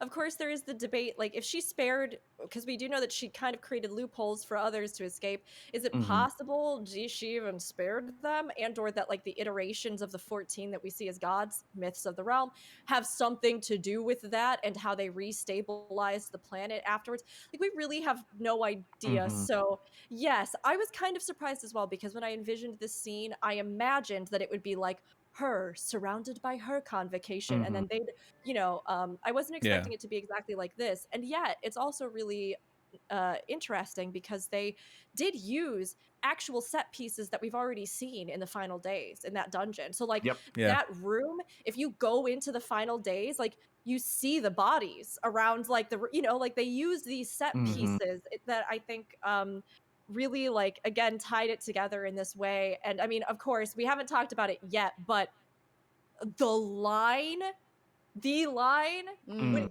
the hold on. Henceforth he shall Did walk. did you Yeah. just did you just say is it possible? Hello, floating space clocks, You're Final right. Fantasy. Is it possible? Yes, it is. Yes, it's possible. It's possible. Yes, but the line "No more shall man have wings to bear him to paradise, henceforth he shall walk." That to me Mhm. does feel like the crux of the expansion. Right. That's her thesis. That's her like this is how we will get to paradise. This is the way that I have found. This is my answer to the question of how the hell do we get through this great filter. Mhm. That's the answer. It just like, okay, we're going back on a Rook emotion string because I've held it in pretty good here for all of this. I feel like I'm pretty proud of how I've talked about this portion of the game so far. I'm surprised you're not drowning in a pool of your own tears. Yep. Very soon I will be, probably. But I mean, like, if you haven't you probably know the lyrics now to this song because you heard it 50 times. But I mean, like, this song is just so beautiful in that sense. And that line, I just, even, I'm sorry, I'm processing. I have so many feelings. Mhm. Like, even Hermes, like, if you look at this, the idea of wings to bear to paradise and the imagery of something like Mhm. Meteion, who flew to try and find other worlds, like, all this stuff, this idea, again, that our happiness lies somewhere other than within our lives, somewhere other than within our reality. The grass is greener. There's something better. There's something bigger. There's a paradise awaiting me. And then you even tie in all these other ideas of like the people who want to, I mean, when you think about like fast track, or the people who, again, we were saying about judgment and the ancients pass judgment on others, that we think there is an easier way always. Oh God, here it comes. We think that there is always an easier way, that if things were just different, we could be happier, we could be more productive, we could be better. If other people didn't mess things up for us, our lives would be better. If there's just so many iterations of this, right? That this idea that like we are always at war within ourselves and or in conflict with others, believing that the world we have and the way we experience it is not something where we can navigate to find ourselves in a happier place. And this cutscene to me, I just thought was so beautiful. All lore questions aside about summoning and everything, like from just a pure experiential standpoint, the idea that we don't fly, we take one step after another. We pick each other up. We keep walking. Sometimes we stumble. Sometimes the world burns around us. Sometimes we think there's nothing better or a better future ahead of us. We dream of paradises that don't exist. We think of the what ifs. But all you can ever do is keep walking forward. Keep taking that next step, try to find the next thing, help the people along the way. This song is an incredible crux for them to have based this whole expansion off of, in a sense. And now, at a time more than ever when we are divided for so many reasons, I mean, gosh, the conflict with Ukraine is raging right now, the pandemic, depression, isolation. I think we needed, now more than ever, a reminder that sometimes our happiness isn't just taking that next step. I don't know. I just sorry. I just like I get very emotional about parts of This this expansion. dynamis, man, it's contagious. It's like when somebody yawns and then you yawn. It's like So, we think That might be dynamis. We don't know why it happened. Yeah, it might be. Who knows? Like, it's just that we think that everything has to be easy to be worthwhile or attainable, but sometimes it is brutal and our lives are hard and we're in our darkest places and we think there's no way I can keep going. It's that if you had the strength, would you take another step? And like, sometimes that strength comes from other people. It comes from our own convictions. It comes from what small joys we can find in life. It comes from watching Grahatia eat a hamburger. It comes from putting yourself in a sandwich between three ancients that are so beautiful because you're so pansexual. And you just want to be there forever. And that makes you happy. But sometimes it is the catharsis of this, of acknowledging that your struggles are valid and that suffering and the things that you've experienced are seen because we have all experienced it. You are not alone. You are not Hermes. We have all stumbled beside you. To see this song, which has meant so many things to me that I could talk about for 5 hours on this podcast, literally, and probably not run out of things to talk about, be given this realization in the game that is of a scale that I think was needed now more than ever, is what has made this expansion to me one that is truly unforgettable. And just was needed. That's all. Sorry, normally I try to be much more composed when I speak on a podcast, but I really did find that there were times in this expansion I lost all composure. And this was one because yeah. You're a It's a human being with really good feelings. cutscenes, you guys. Oh, it was really good. It was really good. Oh my gosh. I'm just sitting here like, I love MMOs. Yep. I know, right? This wouldn't be possible in another format. Just like Mhm. the mutual support and the mutual introspection, even through a fictional medium that we can find together. And just, again, like that was the whole point of Endwalker, making a meaning of life. And I feel like that's what we're sitting here doing together, is making a meaning of life. Yeah, we are answering together. Stop it. Stop. One more time, Aldino, what are we doing? Answering together. I just like making it worse. You're mean. All It's for a right. good reason. It's catharsis. You got to push through emotions. Emotions are a tunnel. You have to experience it fully. The tissues are in the other room, though. All right. Well, that's an Zen, issue. I'm just gonna start reading some of the lyrics for you. I want you to think about them really deeply. Just I want use your you to sleeve. feel I was them. Just- You know, just waiting for her to blow her nose into the blanket. Just Oh my gosh. Yeah. It is something else. It is something else, this expansion. And this moment to me was one of the ones that again transcended the conventions of storytelling to become something more. In the way, yes, we keep making the dynamis joke, but it was so experiential, and music in and of itself gives you such an emotional sense. It is a language of emotion, and then to pair that with this cutscene, and like, I mean, in a literal sense, yes, to see Venat's journey, to see the eons she's had to traverse, to see the rise and fall of civilization. One of the lines from Answers that has always gotten me is that one, tell us why, given life, we are meant to die, helpless in our cries, that like, we have this thing, whether it's paradise or it is life, that is so beautiful and so meaningful in whatever way and so transient, and that there is this sense of, yes, like, should we just relinquish it? Does it matter in the end if we're going to lose it? And I mean, even from an expansion standpoint, Moose, you're talking about MMOs being an incredible format for this kind of narrative, and I agree with you, because we literally like live a life together. We go through these together. I was watching this cutscene thinking about the fact that there were other people walking beside me watching this cutscene while we played it together. I was thinking about the fact that the expansion experience in and of itself is transient and like will be over before we know it, and we look forward to the next thing, right? But yes, it's a very special cutscene in this game, and I think it just ties the artistry of so many things together. Zed, I thought for a second you got up to go get tissues because I saw Philip walking behind you. But no, you're still here, snuggling your blanket. It's so beautiful. I don't know if there's anything else to say about it that wouldn't just be me crying all over myself quoting the song. So I was gonna joke, but not really joke. We should just do an episode where we analyze lyrics. There's a lot yeah. to go around. I will for have that. my tissues with me that day. Well, you could do Pandemonium. That's just fun, right?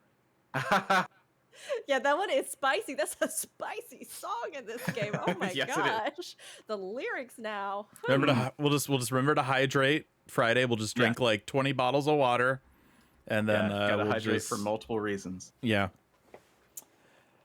All right. Well, I think we did it. We did it. We did Elpis, everybody. It's here.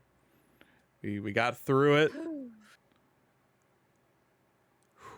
You guys know that last verse of Answers that's about how your life is a riddle and it has to bear both rapture and sorrow. But Mhm. then you gotta like listen to it and suffer and then entrust your hopes for tomorrow. You know that I one? do. Yeah, I know You're- that one. Yeah. I just want to think about that. I just want to sit in that one a little bit more. Yeah, I we got, could I put got that on. this page. Can we just The listen to Answers for philosophy. like 5 minutes? No, one day we'll do the philosophy podcast. Moose, you're definitely invited. I'd love to talk about Stoicism and Endwalker. I'd love to. My gosh. I'll go anywhere. Yeah. Moose, I know you could go on like a small TED talk about the use of nihilism in the discussion following. Oh, sure. Yeah. Oh yeah, after compete- after all the nihilism, existentialism debates over Xenos, yeah, Oh that's my gonna come goodness. back later. Mm. Woo. Anyway. Yeah, this Yeah. cutscene's amazing. That's, I mean, like, honestly, It's just a really good cutscene. That's just what we're trying to say. Yeah. It's a really good cutscene. it's a really, really, really ridiculously good cutscene. It's very beautiful. It makes the last little incident, we'll call it an incident, with Xenos, just it doesn't matter. I don't care. Do you know where this cutscene got me, of all people? Like, as someone who played this game for so long, when you first realize what's going on, when it's first starting, and you first hear kind of the harp coming in, and you see the final days in the sky, if you pay close attention, the sounds of the final days meteors blowing up over Amarat as Answers plays are the same sound effects they used for the meteors falling during Dalamud's fall when they played Answers during that. And the fact that it mirrored it so exactly, as soon as that happened, I was just like, oh. Like, See, here I love come that the detail. feels. Yep.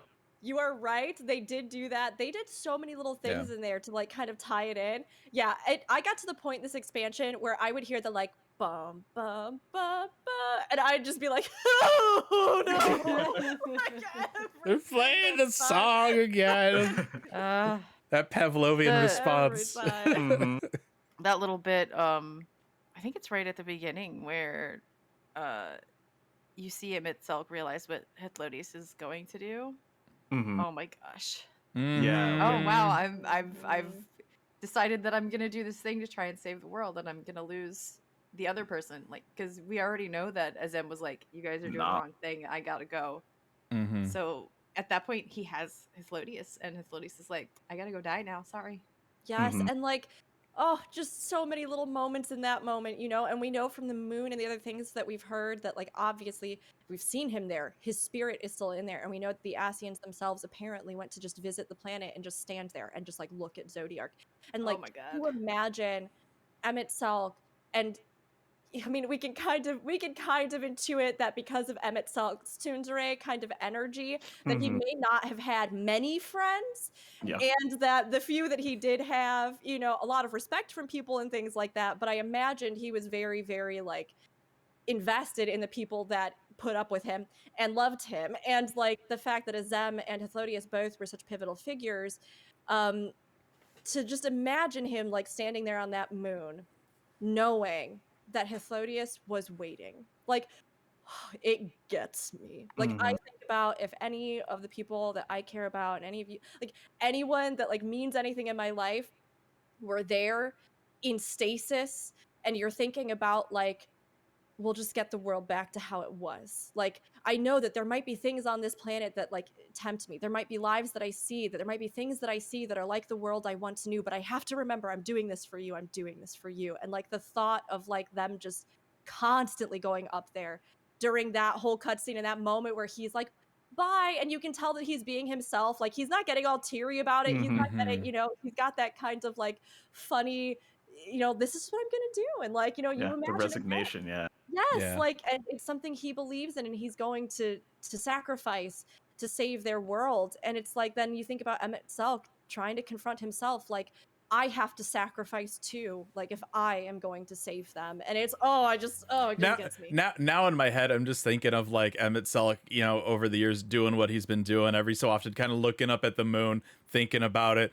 And Hythlodaeus just looking back at Aetheryte going, you're doing great, buddy. All right, well, that is going to do it for Elpis. We've got maybe one more question mark. Lorecast. We're going back to Labyrinthos. We're going Ultima I'm gonna Thule. say I'm gonna say 2, if we include 2. Roll Quest. Let's go. Oh, 2. roll quest. That's a thing. Yeah. It's a lot to talk about. 1 from to some of 2. them. 1 to 2 more roll quest. Next week, however, is live letter. We're gonna be getting another live letter. This will be the one for 6.1. So maybe we'll finally get a little bit of an idea of where the story will be going. Hopefully. I mean, I want to know. There's so many options. So that'll be next week. I had it pulled up. Where did it go? It'll be March 4th. Unfortunately, this one is going to be at 3 a.m. Pacific. So presentation, also audio, will only be in Japanese. We've been getting spoiled for the last handful of these, but they're kind of going back to the old ways here. So 3 a.m. Friday, March 4th, and then the next day on the 5th, that'll be next Saturday. We'll be talking about it. So probably a week after that, we'll get back into Lorecast. Man, I didn't think we would be these Lorecasts. We're like, oh yeah, 2 parts, sure, and then it's like 20 different parts over like 3 months. It's like 20 parts over 3 months. It sounds like a Kingdom Hearts like game title. Like, it's absurd. So if you would like to contact us, Intro is the first one. Outro is the last one. That'd be weird. I figured it out. It's okay. I know what I'm doing. You can find me, all the things, Twitter, Twitch, and YouTube at Raffledurg. Zen, where can they find you? Hello, I'm Sinidra. You can find me on Twitter at Sinidra_A. Sometimes I might do something on Twitch. You can find me at Strawberry Bop. Also, I do another Twitch thing. It's a D&D show with my friend Aldino. It's called +1 shot, plus the word, 1 the number, shot the word, and we have that archived on YouTube also. Aldino, where can they find you? Only here. No, I mean, and also You say it like so Twitter. here. That's it. Tonight, Sunday. Sunday. Wait, Saturday. Saturday. Sorry. At the Pay for Tacoma whole season, Dome. but you're only gonna Saturday. need the edge. But yeah, only here. OnlyFans. I am still working on that. I'm gonna register. I'm gonna see what kind of content they'll let me put on there. They'll let me put more dissertations about jobs. That's fine. Maybe I'll post those there. You can definitely pay for them. We'll see. And lastly, Rook, where can they find you? You can find me everywhere. Rookery, ROOKURI. That's Twitch, YouTube. On Twitter, it is Rookery_, though. Rookery_. And although I know that this is a different game, so sorry. I was gonna tell you to plug this too. I mean, you got some cool stuff going on right now. I do also play Guild Wars 2, and I am very, very excited that for the launch of their new expansion, which is happening this Monday, I will actually be the pre-show host for their launch day celebration live stream. So if you are around, if you want to tune in, if you want to cheer me on, 9 a.m. CT, I will be live on their official channels, so Guild Wars 2 channels on Twitch, YouTube, Facebook. And I will be doing a full breakdown of the story in the game, including a new background segment on the history of the world portion the world map that we're going to in this new expansion. And yes, I've been able to preview some content for them and release some videos on it. So if you are curious, check that out, as well as my Endwalker playthrough, where you can watch me cry in person. That's on my YouTube. So you can watch me cry the first time. Yeah, if you missed the previous Guild Wars 2 sum up that she did, it was really great. So don't miss this one. Thanks, Fred. So good. Moose, where can people find you on the internet?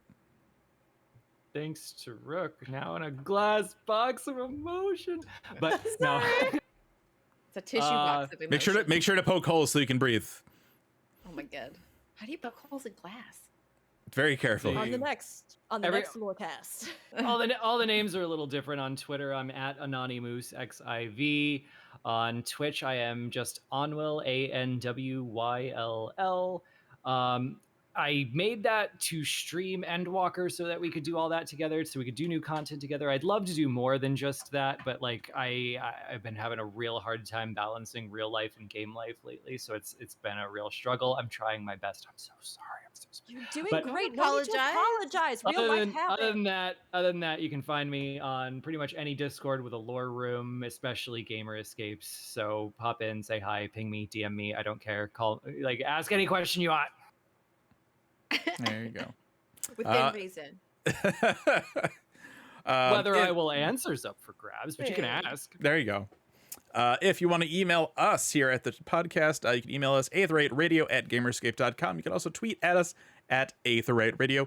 You can also find us on Gamer Escape on Twitter, Twitch, YouTube, Facebook, and Discord, discord.gg/gamerescape. We have an Aetheryte Radio channel. We have a lore channel, all sorts of stuff. So come hang out and chat with us. Real quick, too, before we end this, I just want to, real quick, the world has been super crazy this past week. Please remember to take care of yourselves, take care of those around you. It's okay to not be okay. And, you know, don't be doom scrolling on Twitter if that's making your days more miserable. Just, you know, take care of yourselves. I just wanted to make sure to get that out there. And on that super positive note, we will see you all here next week for a live letter. Hope you're looking forward to it. We'll finally hear a little bit about 6.1, and we'll see you then. Bye-bye. Goodbye.